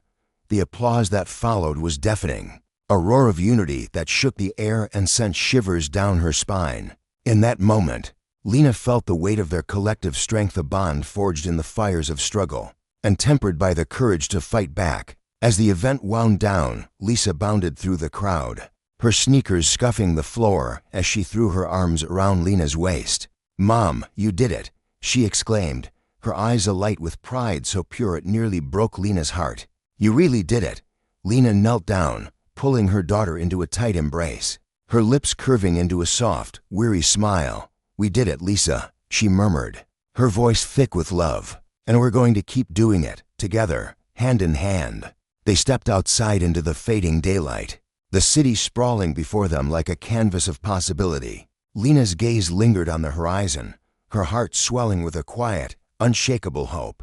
The road ahead would be long, strewn with battles against those who wielded power like a weapon and silenced voices with impunity. But she was no longer the woman who had trembled in fear that day in the park. She had a community now, a purpose that burned like a torch in the darkness, and a daughter whose courage reminded her daily of why this fight mattered. Across town, the echoes of another story lingered in the bustling city square, where the afternoon market thrummed with life. Children shrieked with delight as jugglers tossed brightly colored balls into the air. Vendors hawked their wares with booming voices, and the rich aroma of roasted peanuts drifted through the crowd. Mayor Evelyn Parker moved among them, her emerald green blazer catching the light as she wove through the chaos with a grace that belied her authority. In her mid-40s, she was a force of nature, a woman who had risen from grassroots organizer to Crestwood's first black female mayor, her every step a testament to the change she'd fought to bring. She paused and kneeled beside a child scribbling chalk drawings on the pavement, her laughter mingling with his as she admired his work. But the moment of warmth shattered when a voice sliced through the air like a blade. "Excuse me, ma'am," Officer Jared Whitman barked, his towering frame casting a shadow over her. His navy uniform gleamed with the polish of unchecked power, and his smirk carried the bitter tang of arrogance. "This area's under surveillance. We've had reports of suspicious behavior. Do you have identification?" Evelyn rose slowly, her movements deliberate, her eyes locking onto his with a calm that masked the storm brewing within. The market's clamor faded to a hush, curious onlookers craning their necks as tension crackled between them. "Suspicious behavior," she repeated, her voice smooth as polished stone, each syllable a quiet challenge. Whitman crossed his arms, undeterred, his gaze flicking to the growing crowd. "Yes," he said, his tone dripping with condescension. "Someone fitting your description, dark-skinned woman, mid-40s, dressed professionally as seen loitering, possibly soliciting illegally." The words landed like a slap, but Evelyn's composure held firm, her single raised brow a silent rebuke. Round them, the air grew thick with anticipation, the crowd's murmurs rising like a tide. This wasn't the first time she'd faced such audacity, and it wouldn't be the last. But as she stood there, her blazer a beacon of defiance against his uniform, one truth rang clear. Justice wasn't just a gift to be received, it was a fire to be kindled, a lesson carved in the consequences of power abused. And like Lena, Evelyn knew she'd never stand alone. The air in Crestwood Square hung thick with tension, a bustling market day interrupted by an unexpected clash of wills. Evelyn stood there, her head tilted ever so slightly, her piercing gaze locked on Officer Jared Whitman. She'd asked him a simple question: what reason could he possibly have to justify this sudden confrontation? And her voice, though steady as a rock, carried a sharp edge that sliced through the chatter around them. The crowd, once a lively mix of vendors hawking their wares and shoppers haggling over prices, fell into an uneasy hush. A few onlookers exchanged hushed whispers, their discomfort palpable, while others fumbled for their phones, fingers trembling as they hit record. This wasn't just a routine stop anymore, it was a spectacle unfolding in real time. Whitman faltered for a heartbeat, his confidence flickering like a candle caught in a draft. He shifted his weight, boots scuffing the cobblestones, before squaring his shoulders and plastering on a mask of authority. "Loitering, acting suspiciously, you know the drill," he said, his tone dripping with rehearsed bravado. "Let me see some ID, and we'll sort this out quick." His words were casual, almost lazy, but the way his eyes narrowed betrayed a simmering arrogance. He didn't expect resistance, not from her, not from anyone. Evelyn crossed her arms, her posture rigid yet composed, a fortress of calm amid the growing storm. Her face betrayed nothing, no fear, no anger. Just an unshakable resolve that seemed to unsettle Whitman more than any outburst could. "Officer Whitman," she said, her voice measured but carrying the weight of a gavel. "Do you know who I am?" The question lingered in the air, heavy with implication, daring him to consider the stakes. Whitman's lips twisted into a smirk, a smug little curl that spoke volumes of his disdain. "Doesn't matter," he shot back, giving a shrug so condescending it might as well have been a slap. "Everyone's got to follow the law even. Well, you know how it works." His tone mocked her, as if she were just another face in the crowd, another nobody he could push around. The crowd shifted uncomfortably, a ripple of tension spreading as people exchanged glances. Some clutched their shopping bags tighter, others leaned in, captivated by the brewing showdown. Evelyn's response came cool and deliberate, each word a carefully placed stone building a wall he couldn't climb. "I don't know how it works," she said, her eyes never leaving his. "But you still haven't answered Mello, am I?" Her voice was a quiet thunder, rumbling with authority she hadn't yet fully unleashed. Whitman scoffed, the sound harsh and grating, like gravel underfoot. "Some lawyer, businesswoman? Doesn't matter," he said, waving a dismissive hand. "Let's not make this harder than it needs to be. Show me your ID, or we're taking this downtown." The word downtown slipped from his lips like a threat, and Evelyn repeated it softly, almost to herself, as if tasting its absurdity. "Downtown," she murmured, her voice a velvet blade. She scanned the crowd, her gaze meeting the wide eyes of onlookers, some of whom now held their phones steady, capturing every second of Whitman's unraveling bravado. "That's an interesting choice," she continued, her tone a warning wrapped in silk. "You might want to think carefully about what you're saying, officer." Whitman leaned in closer, his breath hot with defiance, lowering his voice to a growl meant to intimidate. "You're not scaring anyone, ma'am. Just show the ID, and you can go back to whatever it is you're doing." But Evelyn didn't flinch. Instead, a faint smile tugged at her lips, knit warm, not friendly, but calm and unshaken. The kind of smile that sent a shiver through the crowd and made Whitman's bravado waver. "Are you certain you're not making a mistake?" she asked, her words soft but pointed, a needle piercing his inflated ego. He chuckled, the sound thick with mockery, though it rang hollow against her unwavering stare. "Pretty sure, yeah," he said, crossing his arms as if to mirror her defiance. But as Evelyn reached into her bag, her movements slow and deliberate, the air shifted. The crowd held its breath, sensing something monumental was about to unfold. Her hand didn't emerge with the ID he'd demanded. Instead, she withdrew a sleek black leather notebook, its surface embossed with the gleaming gold seal of Crestwood. With a flick of her wrist, she opened it, revealing credentials that hit the square like a thunderclap. Was Evelyn Parker, the mayor of Crestwood. Gasps erupted from the crowd, a wave of recognition crashing over them. "That's our mayor," someone whispered, voice trembling with awe. Another muttered, "He's done for now," their tone laced with grim satisfaction.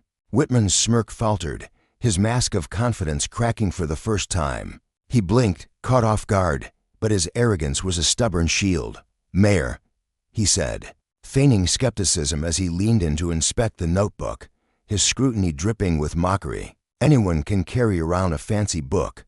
Let's see some real ID." Evelyn arched a single eyebrow, her calm exterior a fortress he couldn't breach. "Officer Whitman," she said, her voice a quiet storm, "are you questioning the authenticity of an official city document?" The question hung there, sharp and unyielding, daring him to dig his hole deeper. Whitman shrugged, his confidence fraying at the edges, slipping into something darker, hostility thinly veiled as duty. "Look, lady, I don't care what title you claim to have. Rules are rules. You still fit the description of who we're looking for, so cooperate." The crowd stirred, unease morphing into disbelief. A young man near the edge, clutching a basket of apples, whispered to his friend, "Is he serious?" "She's the mayor," his friend, a weary girl with a ponytail, shook her head, her voice low but biting. "This guy's burying himself alive." Evelyn took a step closer, her presence towering despite her modest height, her voice dropping to a steady, commanding whisper that forced Whitman to lean in. "Officer, let me be perfectly clear," she said, each word a hammer strike. "You're accusing the mayor of Crestwood of loitering and suspicious behavior in her own city. You're doing this in front of dozens of witnesses and multiple cameras. Are you certain this is the path you want to take?" Whitman's jaw tightened, his face flushing a dull red as he glanced around, suddenly aware of the phones aimed at him like a firing squad. His ego, though bruised, refused to yield. "I'm just doing my job," he snapped, his voice cracking under the strain. "If you're innocent, you've got nothing to worry about." But Evelyn's gaze sharpened, cutting through his flimsy defense like a blade through paper. "Your job," she said, drawing out the words with deliberate precision, "is to serve and protect this community, not to harass its leaders or its citizens. But since you're so committed to this, let's see how it plays out."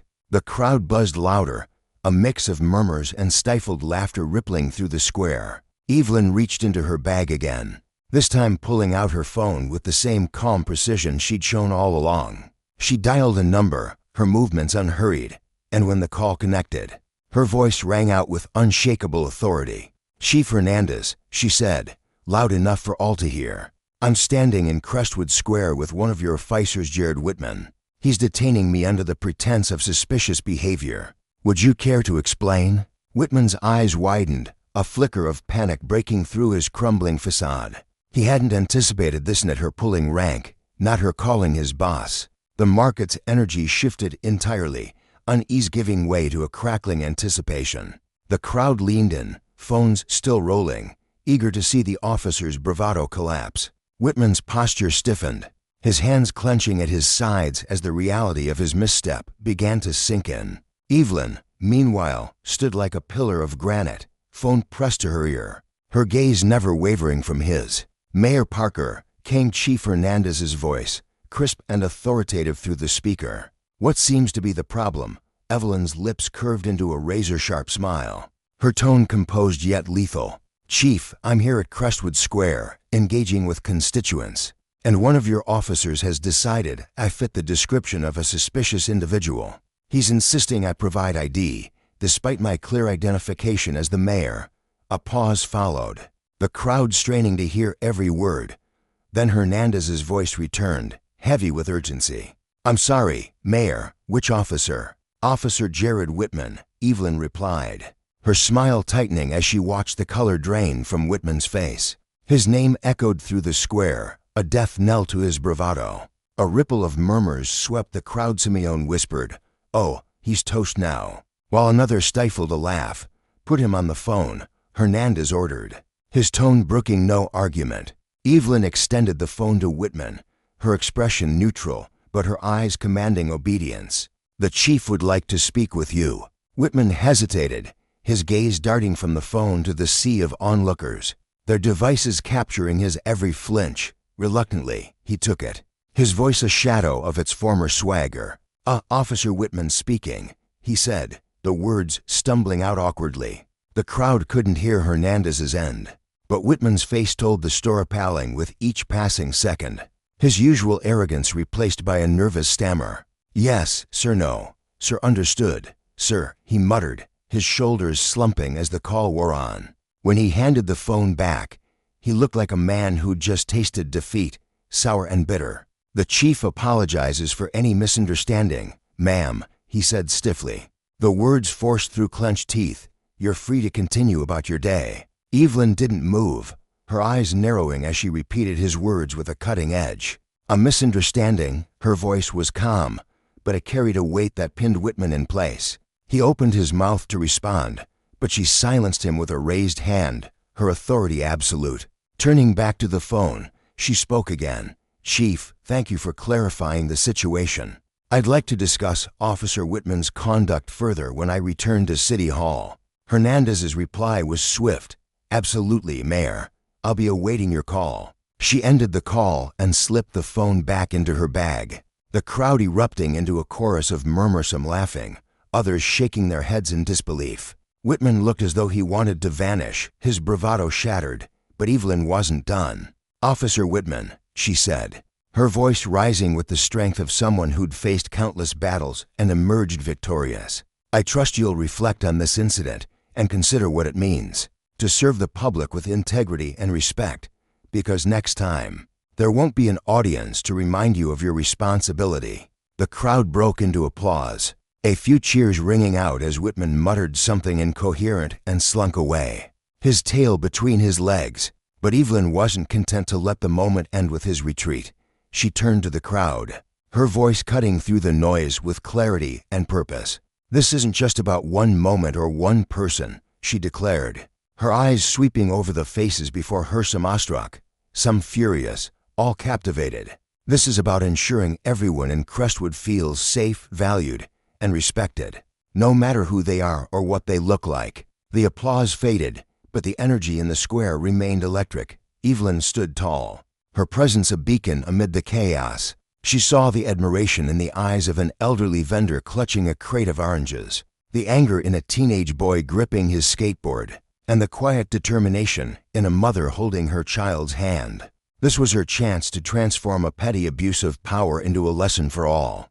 "Moments like these," she began, her voice steady but brimming with passion, "remind us of the challenges we still face. Prejudice, whether loud and obvious or subtle and insidious, don't just hurt individuals.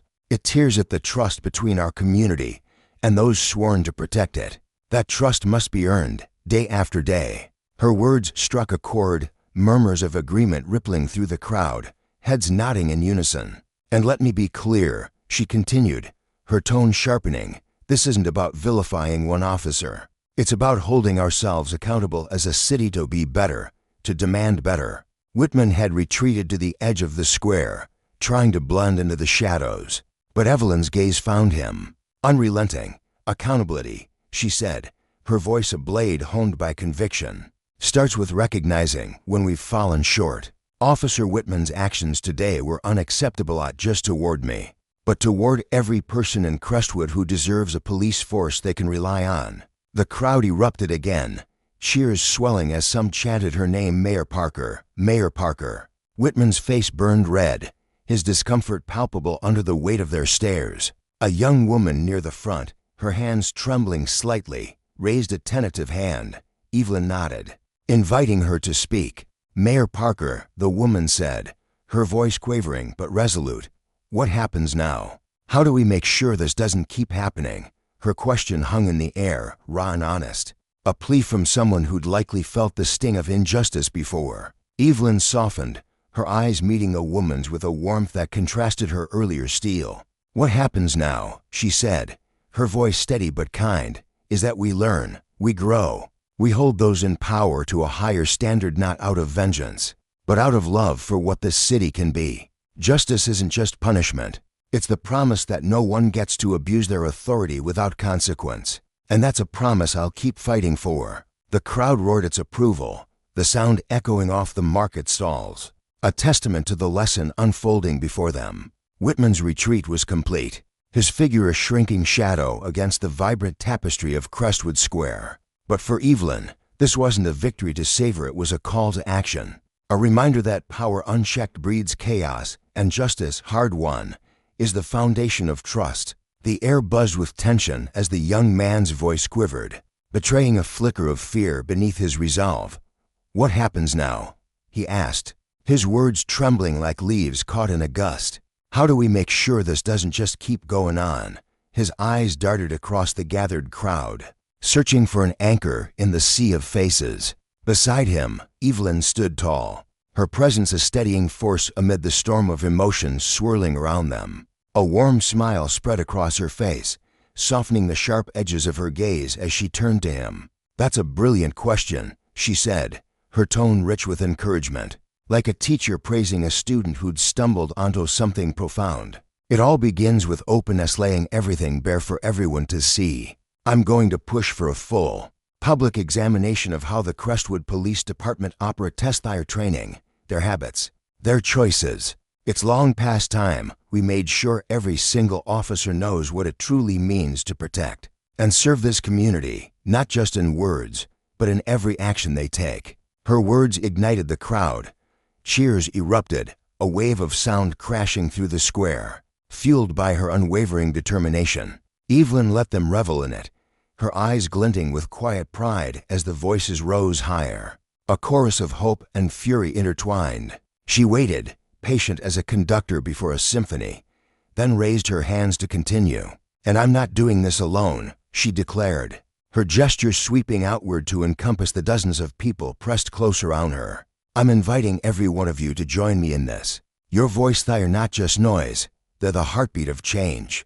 Real progress doesn't trickle down from some lofty perch. It surges up when we stand shoulder to shoulder and demand it." The crowd's energy swelled again, but a sharp voice cut through the din like a blade. "Whitman doesn't belong in that uniform," a man bellowed from the back, his words raw with anger. The shout sparked a roar of agreement, a thunderous tide of frustration rolling forward. Evelyn, unflinched, lifted a hand, her calm authority slicing through the noise like a lighthouse beam through fog. The clamor faded, and all eyes locked onto her. "Justice isn't about dragging someone through the mud," she said, her voice steady and resolute, her gaze flicking briefly to Officer Whitman, who stood at the edge of the gathering, his broad shoulders hunched as if he could shrink into nothingness. "It's about forging something stronger, something better. Officer Whitman will have his chance to look hard at what he's done, to feel the weight of his choices and face what comes next. But this isn't where the story stops. We've got to keep our eyes on the horizontal, bigger picture." Whitman shifted uncomfortably, his boots scuffing the pavement, his usual swagger stripped bare under the scrutiny of the crowd. Sweat beaded on his forehead, and his fingers twitched at his sides, betraying the storm raging within him. Evelyn wasn't done. Her voice rose again, clear and commanding, ringing out like a church bell over the square. "We're all part of this city's soul. Every one of us has a hand in shaping it. And I give you my word, under my watch, Crestwood will not turn a blind eye to injustice, no matter who it comes from." Applause thundered through the air, a tidal wave of sound that shook the ground beneath their feet. Evelyn stepped forward, her eyes locking with Whitman's. Her composure never wavered, but there was a steel in her stare, a quiet ferocity that silenced the last whispers of dissent. "Officer Whitman," she said, her voice measured, each syllable deliberate, "you've seen how the people here feel about what you did today. But let's turn this into something more than shame. Let's make it a lesson not just for you, but for all of us." Whitman swallowed hard, his throat bobbing as if the weight of her words had lodged there. His bravado was gone, replaced by a hollow silence, but he offered no reply. Evelyn reached into the leather satchel slung over her shoulder and drew out a thick folder, holding it aloft like a banner. "This," she announced, her voice cutting through the murmurs, "is a plan I've been sitting on for months, a community policing initiative to stitch back the trust between the folks here and the officers sworn to protect them." She flipped it open, her fingers brushing the pages as she revealed its contents. "It's got everything: mandatory training to root out bias, regular town halls where people can speak their minds, and a board of citizens to keep watch over it all. No officer gets a pass, every single one will be part of this." The crowd exploded again, their cheers a living thing, pulsing with excitement that rippled through the air. Evelyn let it wash over her, but her focus snapped back to Whitman. "And you, officer," she said, her tone sharpening, "I'm inviting you personally. You'll be the first to step into this program, and you'll do it right out in the open, side by side with the people you're meant to serve.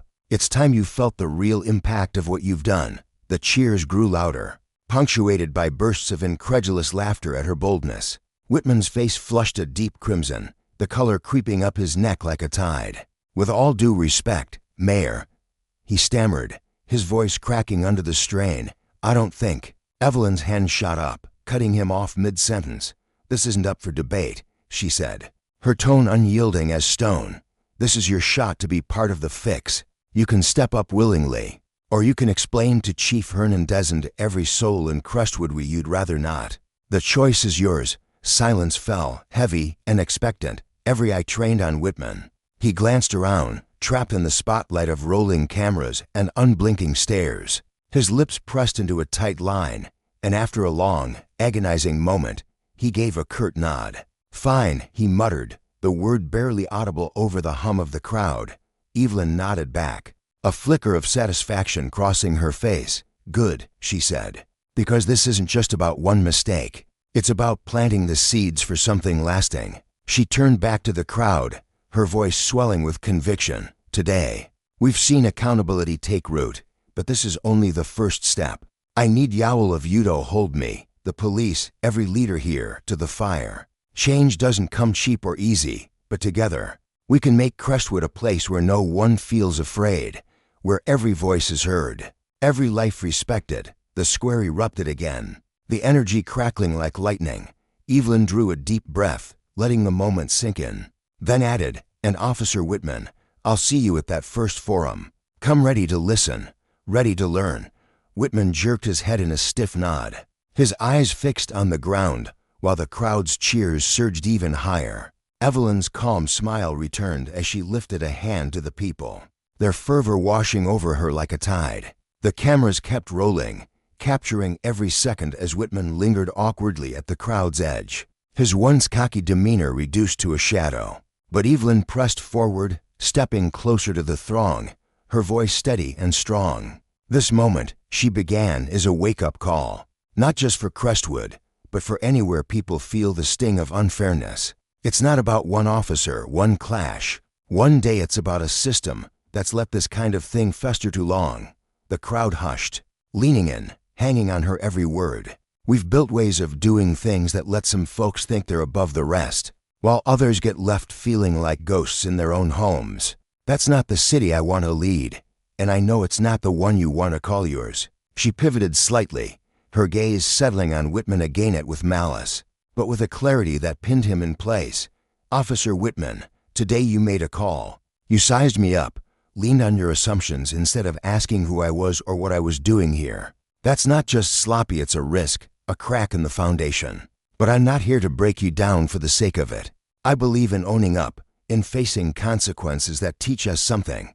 Whitman's jaw clenched, his eyes darting away, but her words hung heavy in the air, a truth no one could dodge. "And to everyone here," she continued, turning back to the crowd, "this isn't just about one man's reckoning. It's about all of us stepping up, calling out what's wrong, standing by our neighbors, building a community that's worth believing in." Applause thundered once more, but Evelyn raised a hand, her signal for quiet as natural as breathing. "To make sure this doesn't happen again," she said, her voice ringing with purpose, "I'm not stopping at that initiative I mentioned. Starting today, I'm setting up an independent review board, regular folks like you, with the power to dig into complaints, to shine a light on what's happening and push for what's right. Transparency isn't a buzzword here, it's a promise." The cheers came louder now, bouncing off the brick walls of the market square. Whitman shifted, his discomfort plain as day, but Evelyn kept her focus forward, her message soaring above him. "And one more thing," she added, her voice softening just enough to draw them in closer. "This isn't only about what broke today, it's about what we build tomorrow. We can let this rip us apart, or we can let it pull us together. I know where I stand." For a heartbeat, silence held. Then a voice rang out, "We're with you, Mayor Parker." And the sentiment caught fire, cheers and clapping swelling into a deafening roar. Evelyn's smile widened, warm and genuine, as she took in the sight of her people united. She knew this was just the start, a fragile but fierce spark. As the noise began to ebb, she stepped forward one last time, her expression softening, but her resolve ironclad. "I want to leave you with this," she said, her voice a quiet force that stilled even the faintest rustle. "What happened today wasn't a fluke. It was a mirror, showing us a problem we can't ignore, only we won't fix in a day, but one we've got to face head-on together." She turned to Whitman, who stood rigid, a statue at the crowd's edge. "Officer Whitman," she said, firm but not unkind, "this is your moment to step up. You'll lead the way through this new training, and I expect you to carry what you learn back to your squad and out to these streets." He nodded, reluctant, his earlier fire snuffed out by the weight of the day. Evelyn pressed on, her voice rising again. "But I'm not letting this rest with one man. I'll be hands-on with these programs, making sure every officer in Crestwood gets what it means to serve and not rule. And I'm asking you," she said, sweeping her gaze across the crowd, "to keep me honest too. Change doesn't happen in a vacuum, it takes all of us, pushing, pulling, holding the line."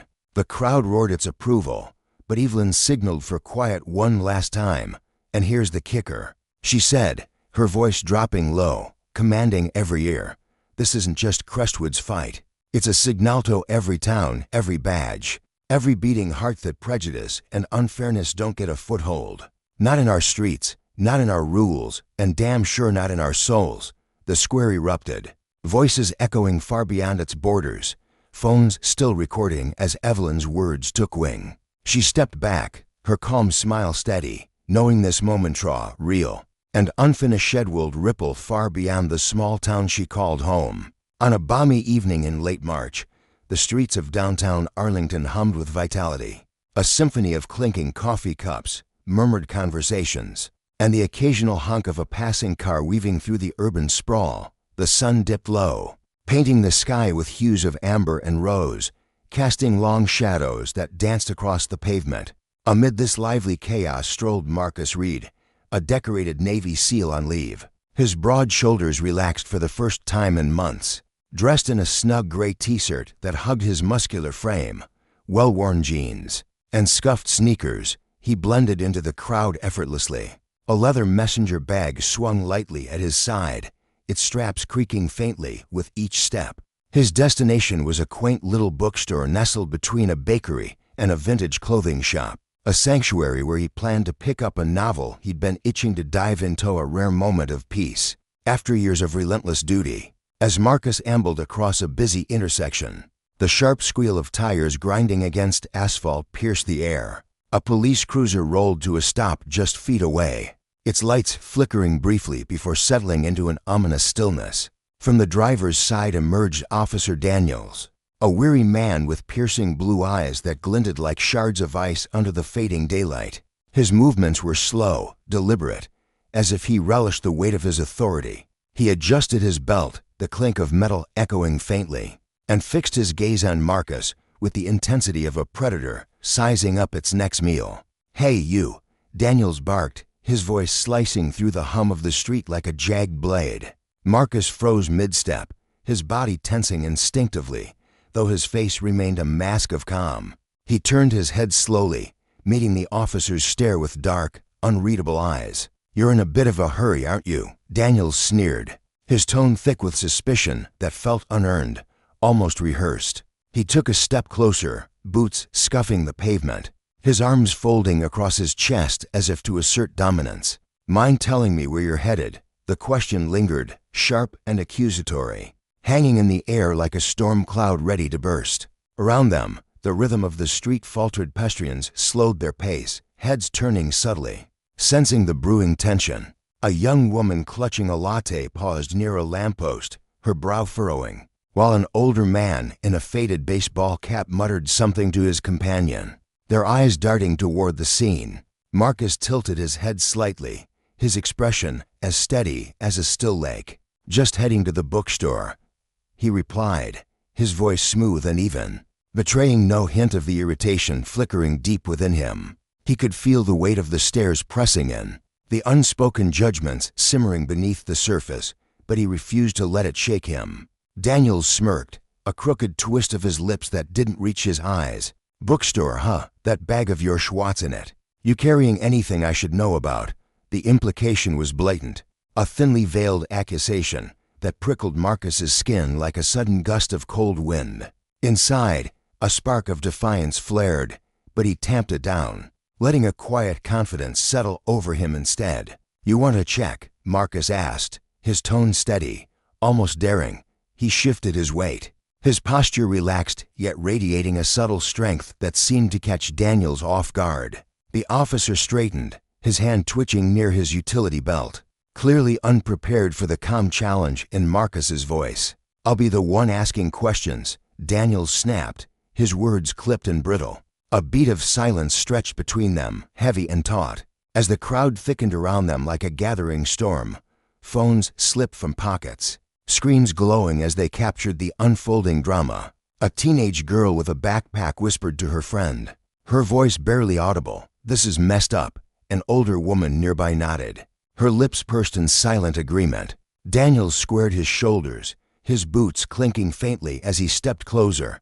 "Drop the bag," he demanded, his voice rising, as if volume could mask the uncertainty flickering in his eyes.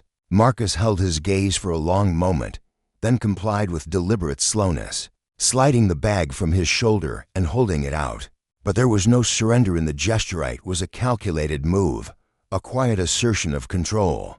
Daniels snatched it from him, his fingers digging into the leather, and Marcus watched, unflinching, his dark eyes burning with a power that seemed to unsettle the officer more with each passing second. "Hands behind your back," Daniels barked, reaching for the cuffs dangling from his belt.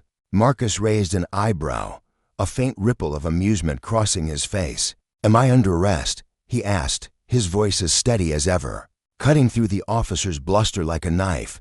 Daniels hesitated, his hand freezing mid-motion. "You're being detained," he shot back, dodging the question with a scowl. "You fit the description of someone we're looking for." The words landed like a punchline to a bad joke, absurd and hollow. A ripple of disbelief passed through the crowd. A man in a suit snorted softly, while the woman with the latte muttered, "Here we go again," her tone dripping with exhaustion. Marcus gave a slow nod, the ghost of a smile tugging at his lips. "All right, Officer Daniels," he said, stepping closer but keeping his movements measured, deliberate. "Let me help you out." Daniels stiffened, his hand hovering near his holstered weapon, a flash of unease crossing his face. "Stay right there," he warned, his voice tightening. Marcus stopped, raising his hands slightly, palms open. "Relax," he said calmly. "I'm just giving you my ID." With painstaking slowness, he reached into his back pocket, pulling out a sleek card holder. He extracted his military ID and handed it over, the card glinting faintly in the dimming light. Daniels took it, his smirk faltering as his eyes scanned the details. Marcus read, "United States Navy SEAL, rank and service," etched in crisp black letters. The officer's bravado wavered, just for a heartbeat, but Marcus caught a subtle shift in his posture, the flicker of doubt in those sharp blue eyes. "You still think I fit the description?" Marcus asked, his voice as calm as ever, now laced with a quiet, cutting amusement. The crowd leaned in, phones raised higher, the air buzzing with anticipation. Daniels clenched his jaw, tossing the ID back with a flick of his wrist. "This doesn't mean you're above suspicion," he muttered, his tone defensive, almost petulant. "Stay put while I check your bag." Marcus crossed his arms, a small smile playing on his lips. He said nothing, but his eyes spoke volumes. "Go ahead, dig your own grave."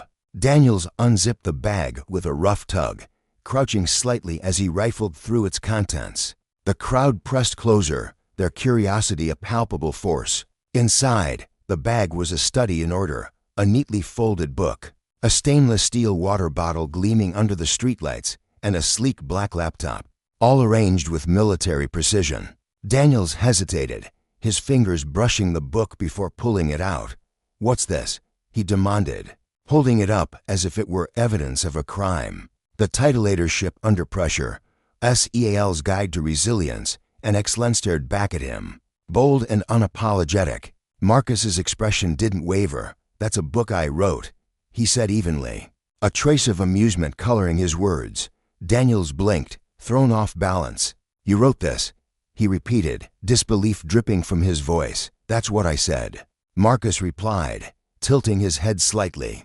"Want me to autograph it for you, or are you just planning to keep rummaging through my stuff?" A ripple of laughter rolled through the crowd, light and sharp, cutting through the tension. Daniels's face flushed a deep crimson, and he shoved the book back into the bag with a force that betrayed his frustration. "Cut the attitude," he snapped, his voice more defensive than commanding now. "This isn't over." Marcus raised his hands in mock surrender, his tone still calm but edged with steel. "Hey, you're the one making a scene. I'm just trying to go about my day." Daniels ignored him, pulling out the laptop next.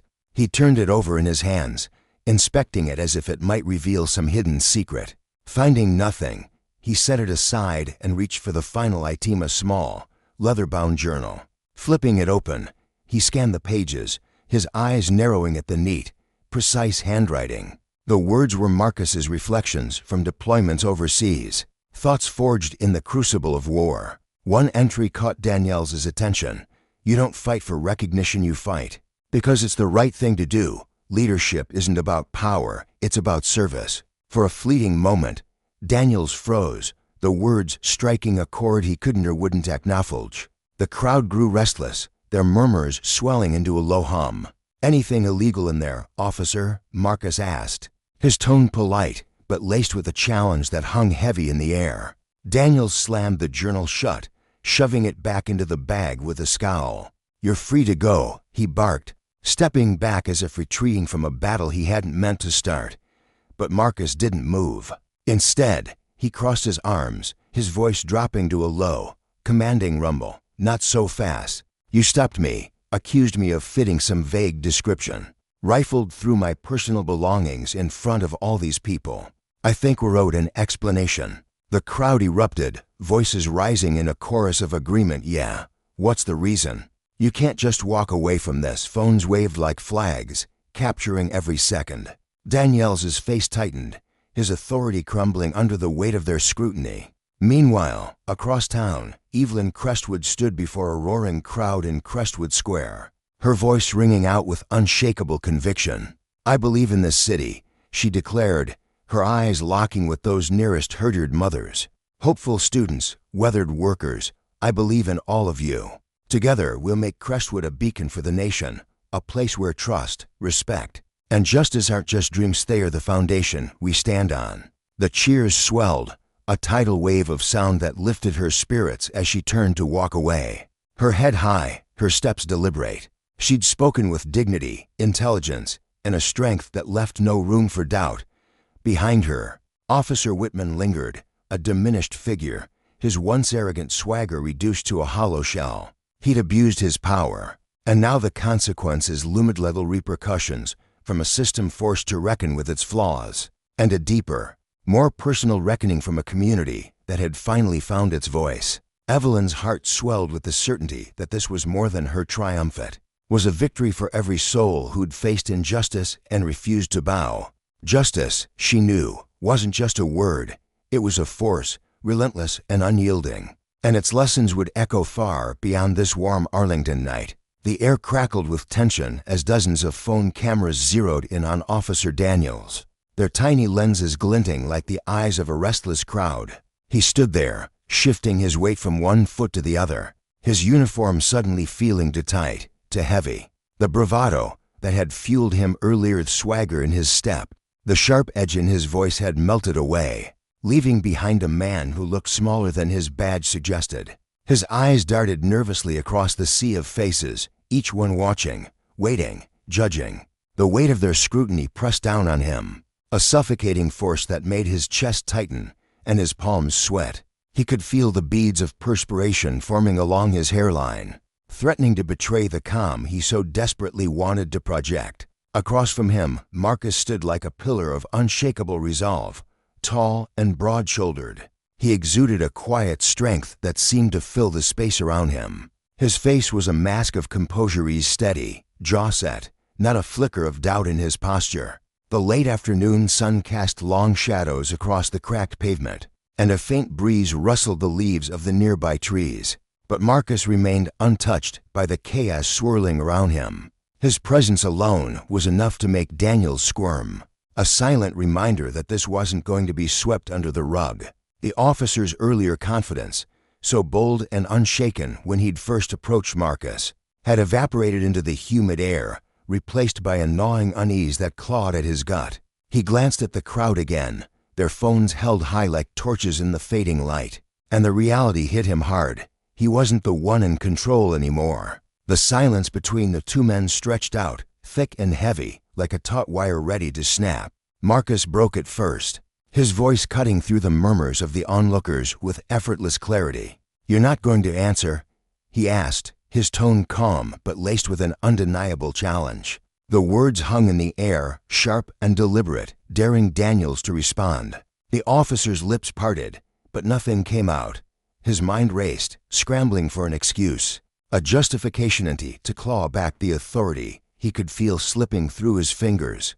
But the truth was as clear as the daylight spilling across the street. There had never been a real reason for stopping Marcus, just a flimsy pretext that now lay exposed under the crowd's unrelenting gaze. Marcus didn't let up. "What's this description I supposedly fit?" he pressed, his voice still steady, but now carrying a faint edge of steel. Daniel's jaw tightened, his face flushing a deep red as he struggled to find words that wouldn't dig his hole deeper. The crowd stirred, a low rumble of gasps and whispers rippling through them like a wave. Marcus tilted his head slightly, his eyes locking onto Daniel's with an intensity that made the officer flinch. "Let me guess," Marcus continued, his tone sharpening as he took a step closer, closing the gap between them. "Black man walking down the street, minding his own business. That about sums it up, doesn't it?" The crowd erupted, a chaotic blend of shock and agreement bursting forth.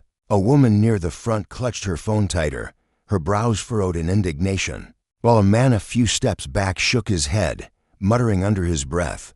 The tension swelled, thick and electric, as if the air itself might ignite. Daniel's hands twitched at his sides, his knuckles whitening as he clenched his fists. He wanted to shout, to push back, to reclaim the narrative at Marcus' calm. Piercing gaze held him in place, stripping away every layer of his crumbling defenses. "You see, officer," Marcus said, his voice dropping to a measured cadence as he took another deliberate step forward. "What you just did wasn't about keeping the streets safe. It was about power." The word landed like a hammer, reverberating through the crowd. "You thought you could humiliate me, intimidate me, maybe even turn this into something worse. But you didn't expect me to stay calm, did you?"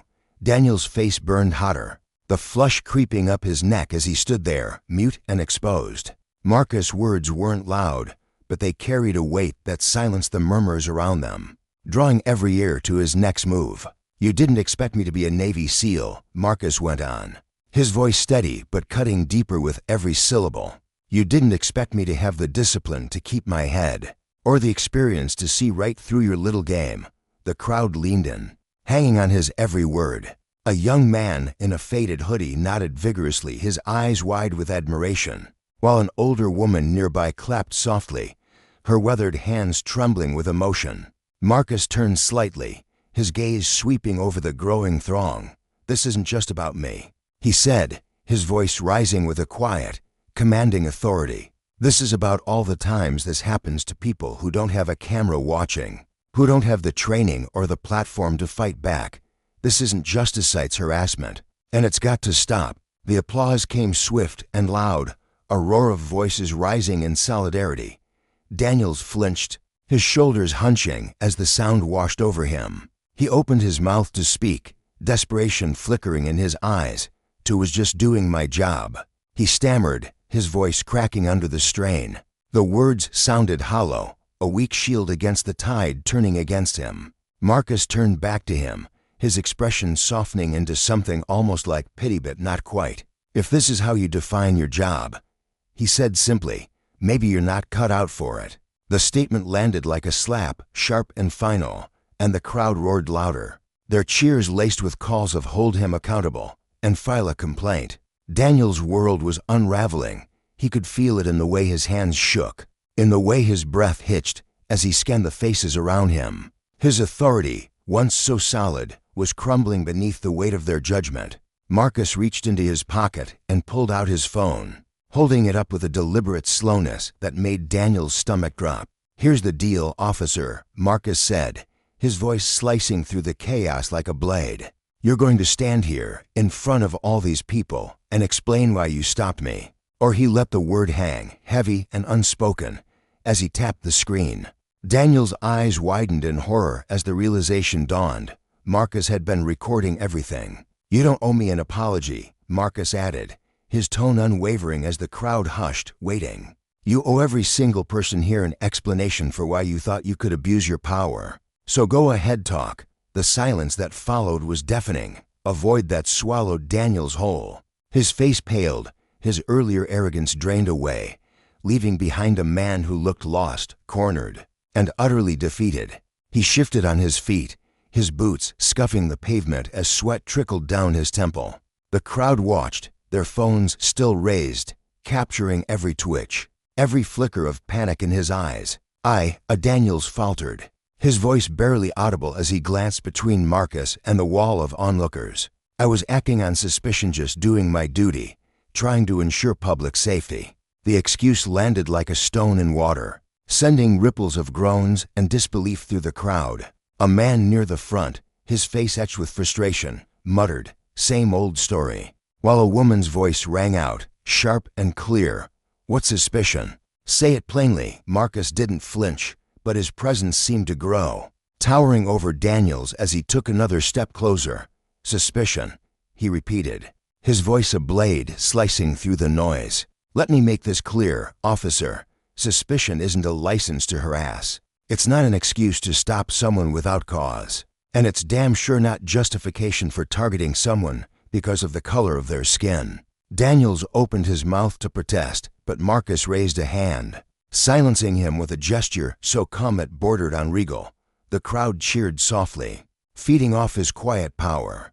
"You want to talk about suspicion?" Marcus pressed, his tone rising with a controlled fury. "What about the fact that you didn't ask anyone else on this street where they were going? What about the fact that you singled me out, rifled through my stuff, and tried to paint me as a threat without a shred of evidence?" Daniel's face turned a deeper shade of crimson, his composure fracturing as he sputtered, "To wasn't singling you out." The lie was flimsy, and he knew if his voice trembled with the weight of its own weakness. "Weren't you?" Marcus shot back, his calm now tinged with a righteous fire that made the air hum. "Because I don't see anyone else here being stopped. Or are you going to tell us they all fit that same vague description you mentioned?" The crowd exploded, their voices a chorus of "Answer him, and we see right through you." Daniels shrank under the onslaught, his eyes darting wildly as if searching for an exit that didn't exist. He looked like a man drowning, his arrogance replaced by a raw, desperate panic. Marcus lowered his voice, the softness only amplifying its impact. "Here's the truth. Officer Daniels, you didn't expect me to push back. You thought you could get away with this because you've done it before, probably more times than you can count, but not today. Today, you picked the wrong person." Daniels' jaw clenched, his fists balling at his sides as the crowd's accusations grew louder, slicing through the air like shards of glass. "You still haven't explained why you stopped me," Marcus said, his tone unrelenting yet eerily calm. "And let me tell you what happens next. Either you give these people a real answer, or I make sure this video and your name gets the attention it deserves. Your call." Daniel's breath caught, the reality crashing over him like a wave.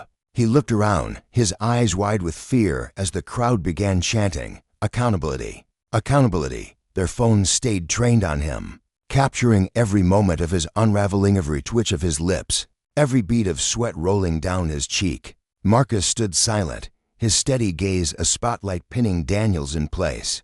The power had shifted entirely, and Daniels knew it. His desperation seeped into every movement, his posture slumping as the chants drowned out his thoughts. "Enough!" Daniels barked suddenly, his voice cracking as he stepped forward, his face a mask of anger and shame. "You don't understand what it's like out here. We deal with criminals every day. We can't take chances." The crowd gasped, the tension thickening as his words hung in the air. A woman near the front, her eyes blazing, shouted, "So you assume everyone who looks like him is a criminal?" Her voice cut deep, echoing the frustration of dozens around her. Marcus tilted his head, studying Daniels with a mix of calm and disappointment. "So that's your excuse," he said, his voice low but piercing. "You profile people because it's easier than doing your job the right way." Daniels bristled, trying to claw back some semblance of control. "That's not what I said," he snapped, pointing a trembling finger at Marcus. "You were acting suspicious, that's why I stopped you." The crowd booed, their voices rising in a swell of outrage. "What was suspicious?" "Walking down the street." "We see what this is." Marcus stepped closer, his presence looming now, unyielding and fierce. "Acting suspicious," he repeated, his tone sharp enough to draw blood. "Let's break this down. I was walking on a public street, minding my own business. That's suspicious, or was it the color of my skin that made you stop me?" Daniels froze, his face drained of color. He opened his mouth, but Marcus didn't give him a chance to respond. "You know what's really suspicious, Officer Daniels?" he asked, his voice rising with a force that silenced the crowd. "Someone who's sworn to serve and protect, using their badge as a weapon against the people they're supposed to help." The words landed like thunder, reverberating through the street. The crowd erupted again, their cheers a testament to Marcus' truth. that laid bare the rot of injustice and the consequences of unchecked power. In that moment, Daniels stood alone, a man stripped of his shield, facing a reckoning he'd never anticipated. Marcus, unwavering, became more than just a man, became a mirror, reflecting the cost of abusing authority and the power of standing firm against it.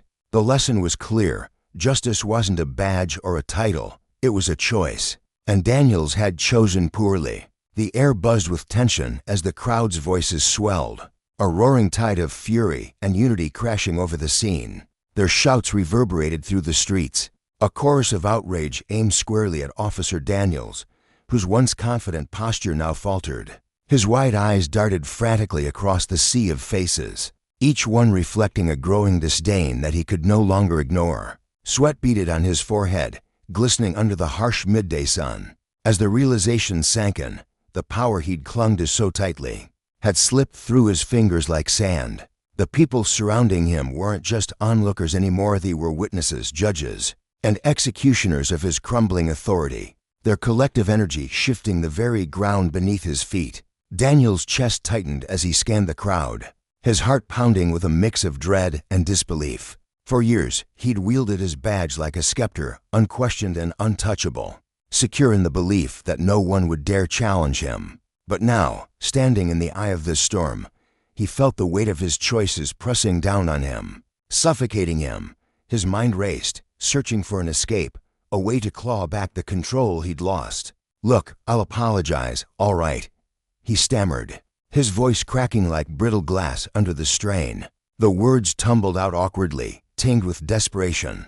As he raised his hands in a feeble gesture of surrender, "This was a misunderstanding. Let's just move on, okay?" His plea hung in the air, fragile and unconvincing, a last-ditch effort to salvage the wreckage of his reputation. But Marcus Reed wasn't about to let him off so easily. With a single, deliberate motion, he raised a hand, and the crowd fell silent, their restless energy bowing to his quiet command. He stood tall, his broad shoulders squared against the chaos, his presence radiating a strength that needed no shouting to be felt. His dark eyes locked onto Daniels, steady and unyielding, as he spoke. "An apology?" His voice was low, measured, but it carried a sharpness that cut through the tension like a blade. "You think a few words will erase what you've done? This wasn't just a petty inconvenience, officer. You didn't just step on my toes, you trampled my dignity. You made a fool of yourself in front of all these people, and worse, you sent a message that this kind of behavior can slide. It doesn't." Each syllable landed like a hammer striking stone, chipping away at the last vestiges of Daniel's pride.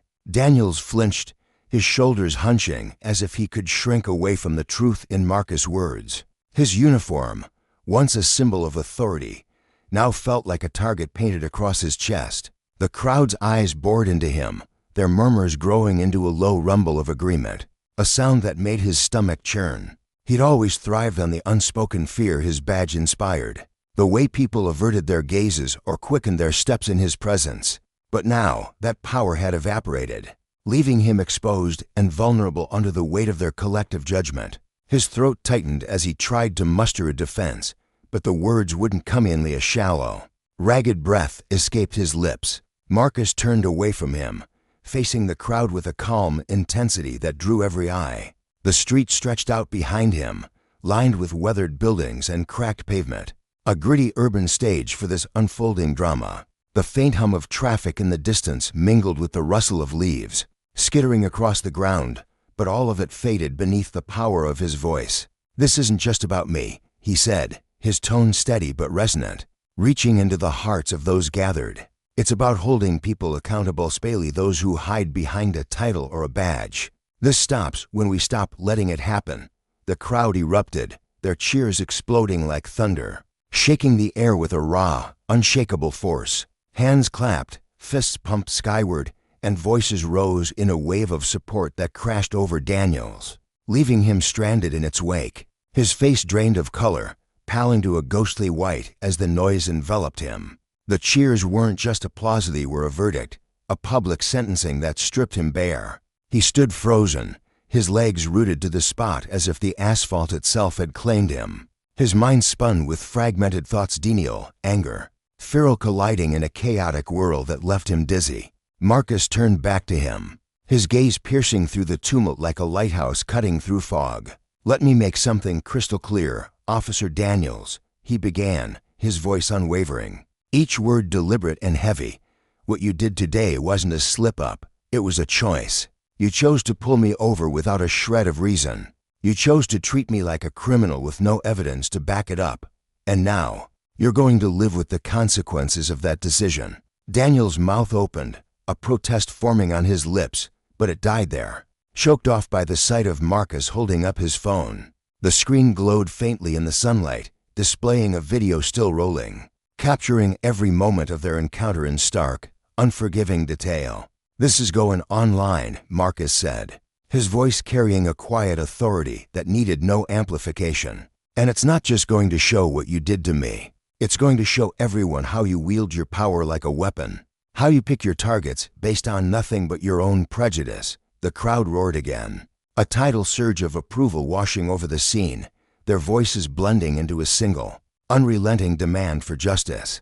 Panic seized Daniels, his face flushing a deep, humiliated red as his earlier swagger dissolved into ash. Wait," he blurted, his hands shooting up in a frantic gesture, as if he could physically push back the inevitable. "There's no need for that. Let's let us work this out, okay? I'll make it right." His voice trembled, cracking under the strain of his own desperation. But Marcus' expression remained as steady as stone.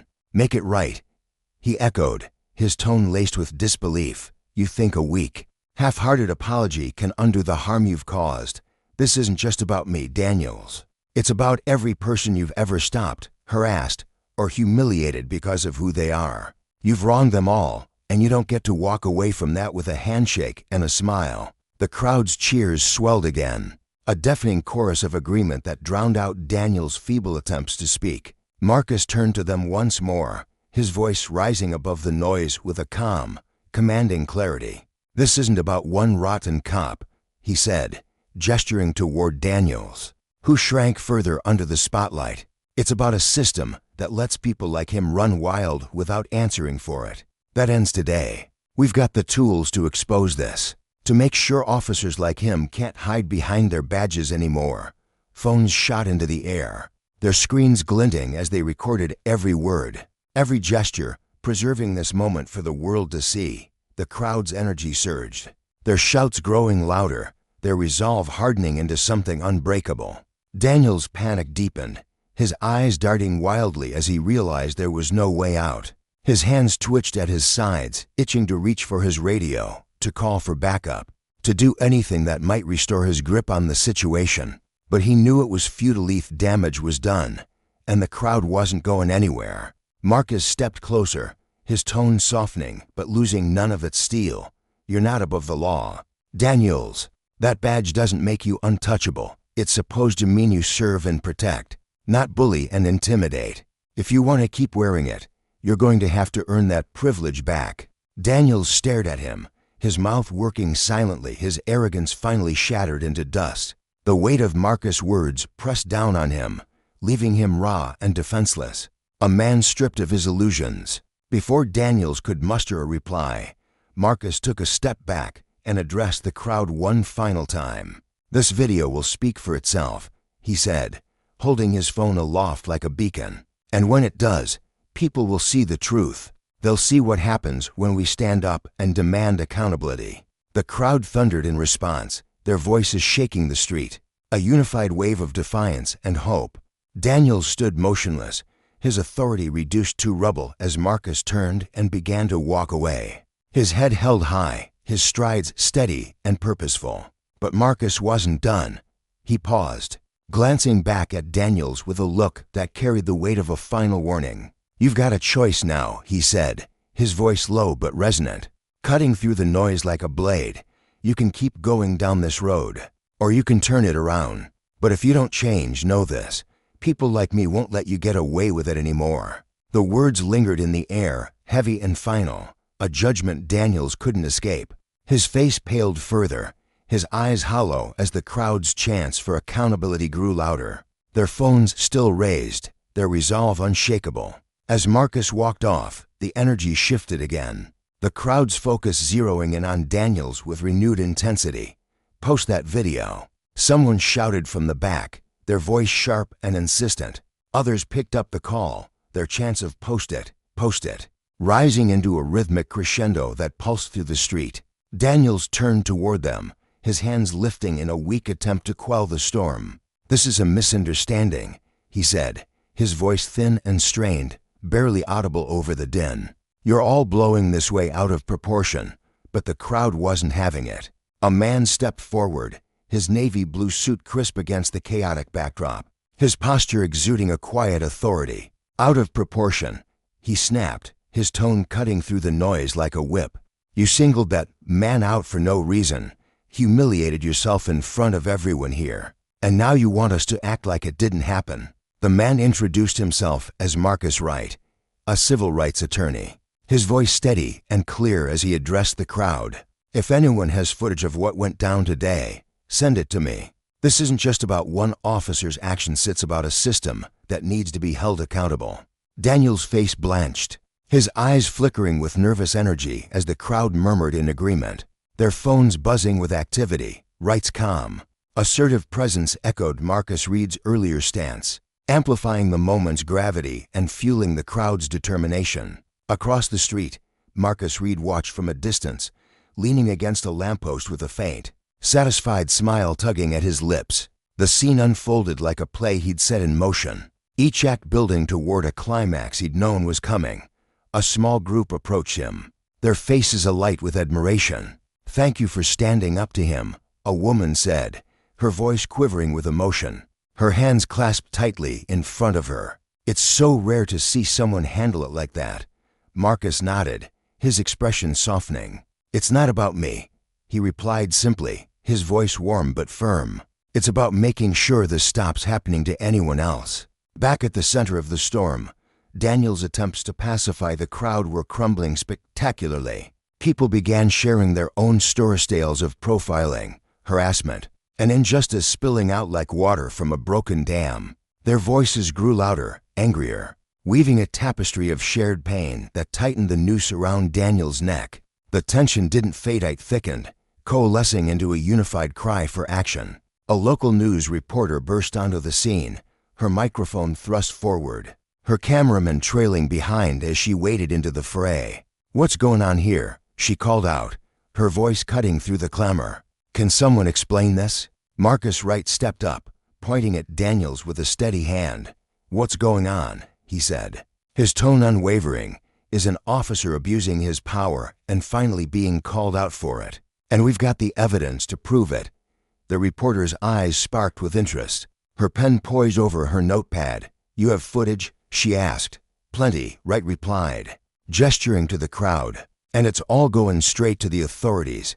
Daniel's face turned ashen, the full weight of his predicament crashing down on him. This wasn't just a crowd anymore, it was a reckoning, fueled by righteous anger and the unassailable truth captured on dozens of screens. From his vantage point, Marcus Reed watched with quiet pride, his arms crossed over his chest. He knew this had grown beyond him, blossoming into something far larger, a spark igniting a fire that couldn't be extinguished. The crowd's energy hit a fever pitch as the reporter gathered statements, phones flashing and voices rising in a cacophony of demands. Daniels stood at the epicenter, his hand hovering near his radio, as if backup could somehow rewind the clock. But Marcus Wright's voice rang out once more, sharp and resolute. "This isn't going away, officer," he said, his words a final nail in the coffin. "And neither are we." The momentum was unstoppable now, a tidal wave of justice sweeping through the streets.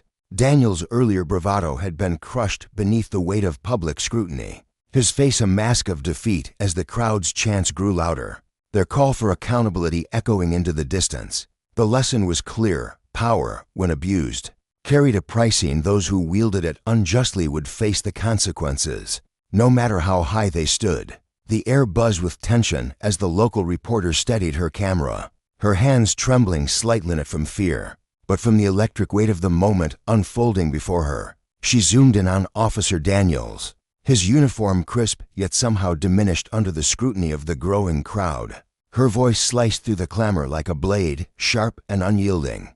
"Officer, would you care to comment on the allegations of racial profiling and abuse of power?" she asked, her eyes narrowing as she awaited his response, knowing full well the gravity of what she'd just set in motion. Daniels froze, his lips parting as if to speak, but the words stumbled over themselves, clumsy and disjointed. His mind raced, a chaotic swirl of panic and defensiveness, as he grasped for anything shield himself from the storm brewing around him. "Two was just following protocol," he managed to mutter, his voice thin and fragile, barely audible over the restless murmur of the onlookers. But the crowd wasn't having it. A voice, raw with indignation, erupted from the back. "Protocol? What protocol lets you harass a man for walking down the street?" The words hung in the air, igniting a ripple of outrage that spread like wildfire. From the edge of the chaos, Marcus Wright, the civil rights attorney, stepped forward with a deliberate grace that belied the fire in his chest. His dark suit was impeccable, but it was his piercing gaze that commanded attention. Cutting through the haze of anger and confusion, he raised a hand, gesturing toward the sea of phones thrust skyward, each one a tiny beacon of truth capturing the scene. "You claim protocol," he said, his voice steady yet laced with a quiet fury. "But we've all witnessed what really happened. You stopped a man with no cause, rummaged through his belongings like they were yours to claim, and tried to cow him into submission with your badge. That's not protocol, Officer Daniels. That's prejudice wearing a uniform." Daniels opened his mouth, desperation flickering in his eyes as he searched for defense. But before he could muster a reply, another figure emerged from across the street. Marcus Reed, a former Navy SEAL whose very presence seemed to bend the world around him, strode forward with a calm that felt almost otherworldly. The crowd parted instinctively, their shouts fading into a hushed anticipation as he approached. Reed's broad shoulders were squared, his face etched with a resolve that spoke of battles fought and won. He stopped just a few feet from Daniels, his dark eyes locking onto the officer's faltering gaze. "We've got everything we need," Reed said, holding up his phone like a gavel about to fall. "The video, the witnesses, the truth, it's all right here. The question is, what are you going to do about it?" Daniels stared at Reed, his breath catching in his throat, fear coiled tight in his gut, warring with the stubborn defiance that had carried him this far. The weight of those words pressed down on him, and for a moment, he felt the ground shift beneath his feet. "To made a mistake," he said at last, his voice barely a whisper, cracking under the strain of his own admission. The confession felt like a surrender, but it did little to ease the storm raging inside him, pride clashing with the dawning realization that he could no longer hide. Marcus Wright tilted his head, his sharp eyes studying Daniels as though peering straight into the man's soul. "A mistake," he echoed, his tone deceptively soft, yet each syllable carried a piercing edge. "Or a pattern? Because something tells me this isn't the first time you've let your badge excuse your biases. The only difference today is that you got caught." The crowd stirred, their murmurs swelling into a chorus of agreement, their voices rising like a tide. The reporter, still filming, leaned closer, her heart pounding with the thrill of capturing history in the making. "Officer," she pressed, her tone relentless, "are you willing to apologize publicly for what you did today?" Daniels hesitated, his pride a tangled knot in his chest. He glanced at the cameras, their unblinking lenses staring back like a jury of silent judges. Then his eyes darted to the crowd, their faces a mosaic of anger, hope, and expectation. Finally, they settled on Marcus Reed, whose unwavering stance seemed to radiate a quiet, unshakable strength. With a heavy sigh that seemed to deflate him entirely, Daniels muttered, "I'm sorry. He made a bad call." The words were feeble, a shadow of what the moment demanded, and they drew a mixed reaction from the crowd, some sighed in tentative relief.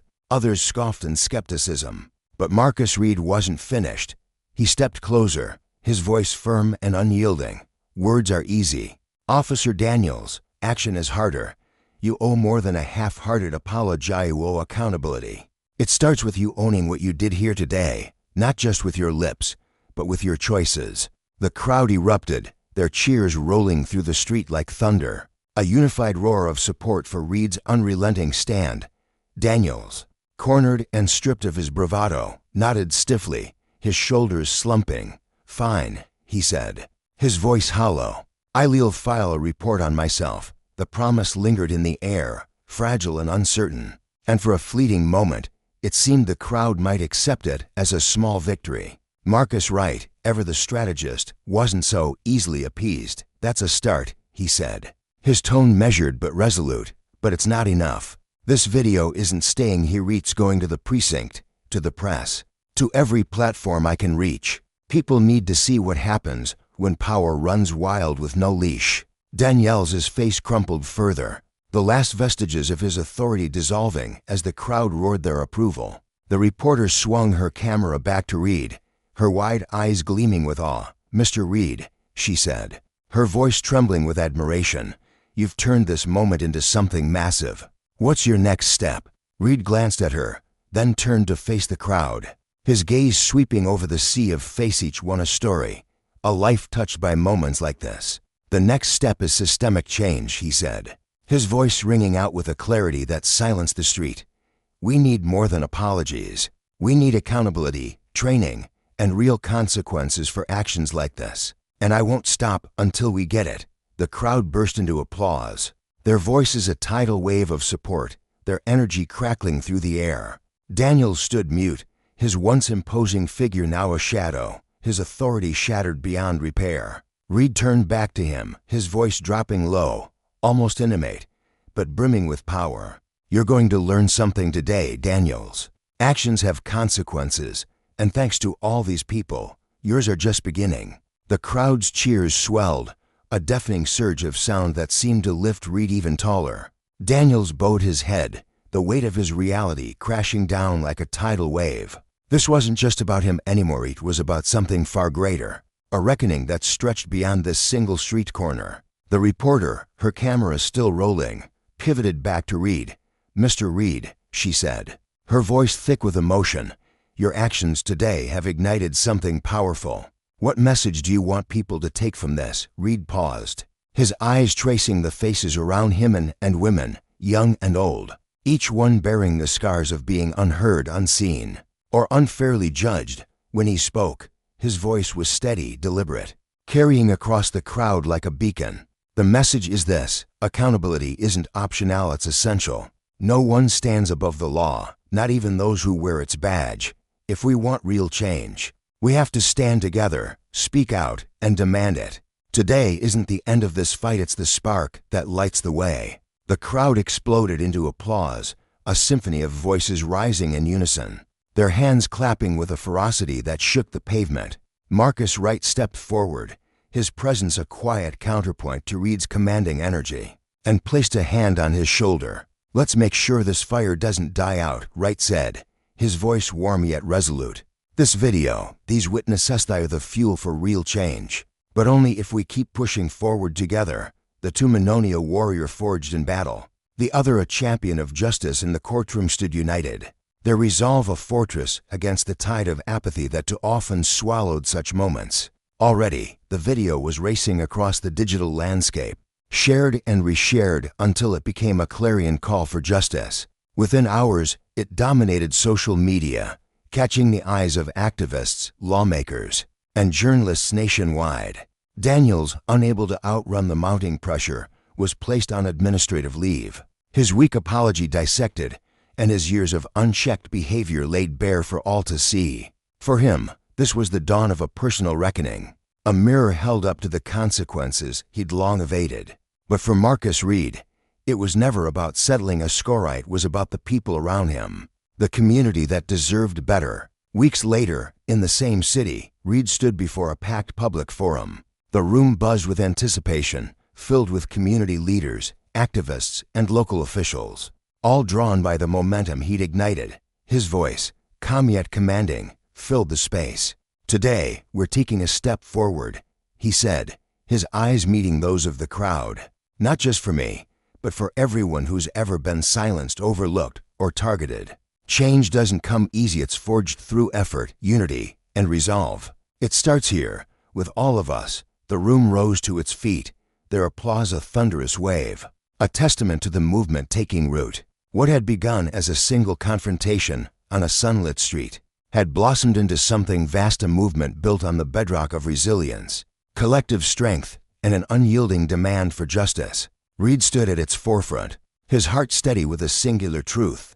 The fight for accountability was far from over. But with every voice raised, every step taken, they were inching closer to a world where justice wasn't just a fleeting hope, it was a promise carved in stone, upheld by the will of those who refused to look away.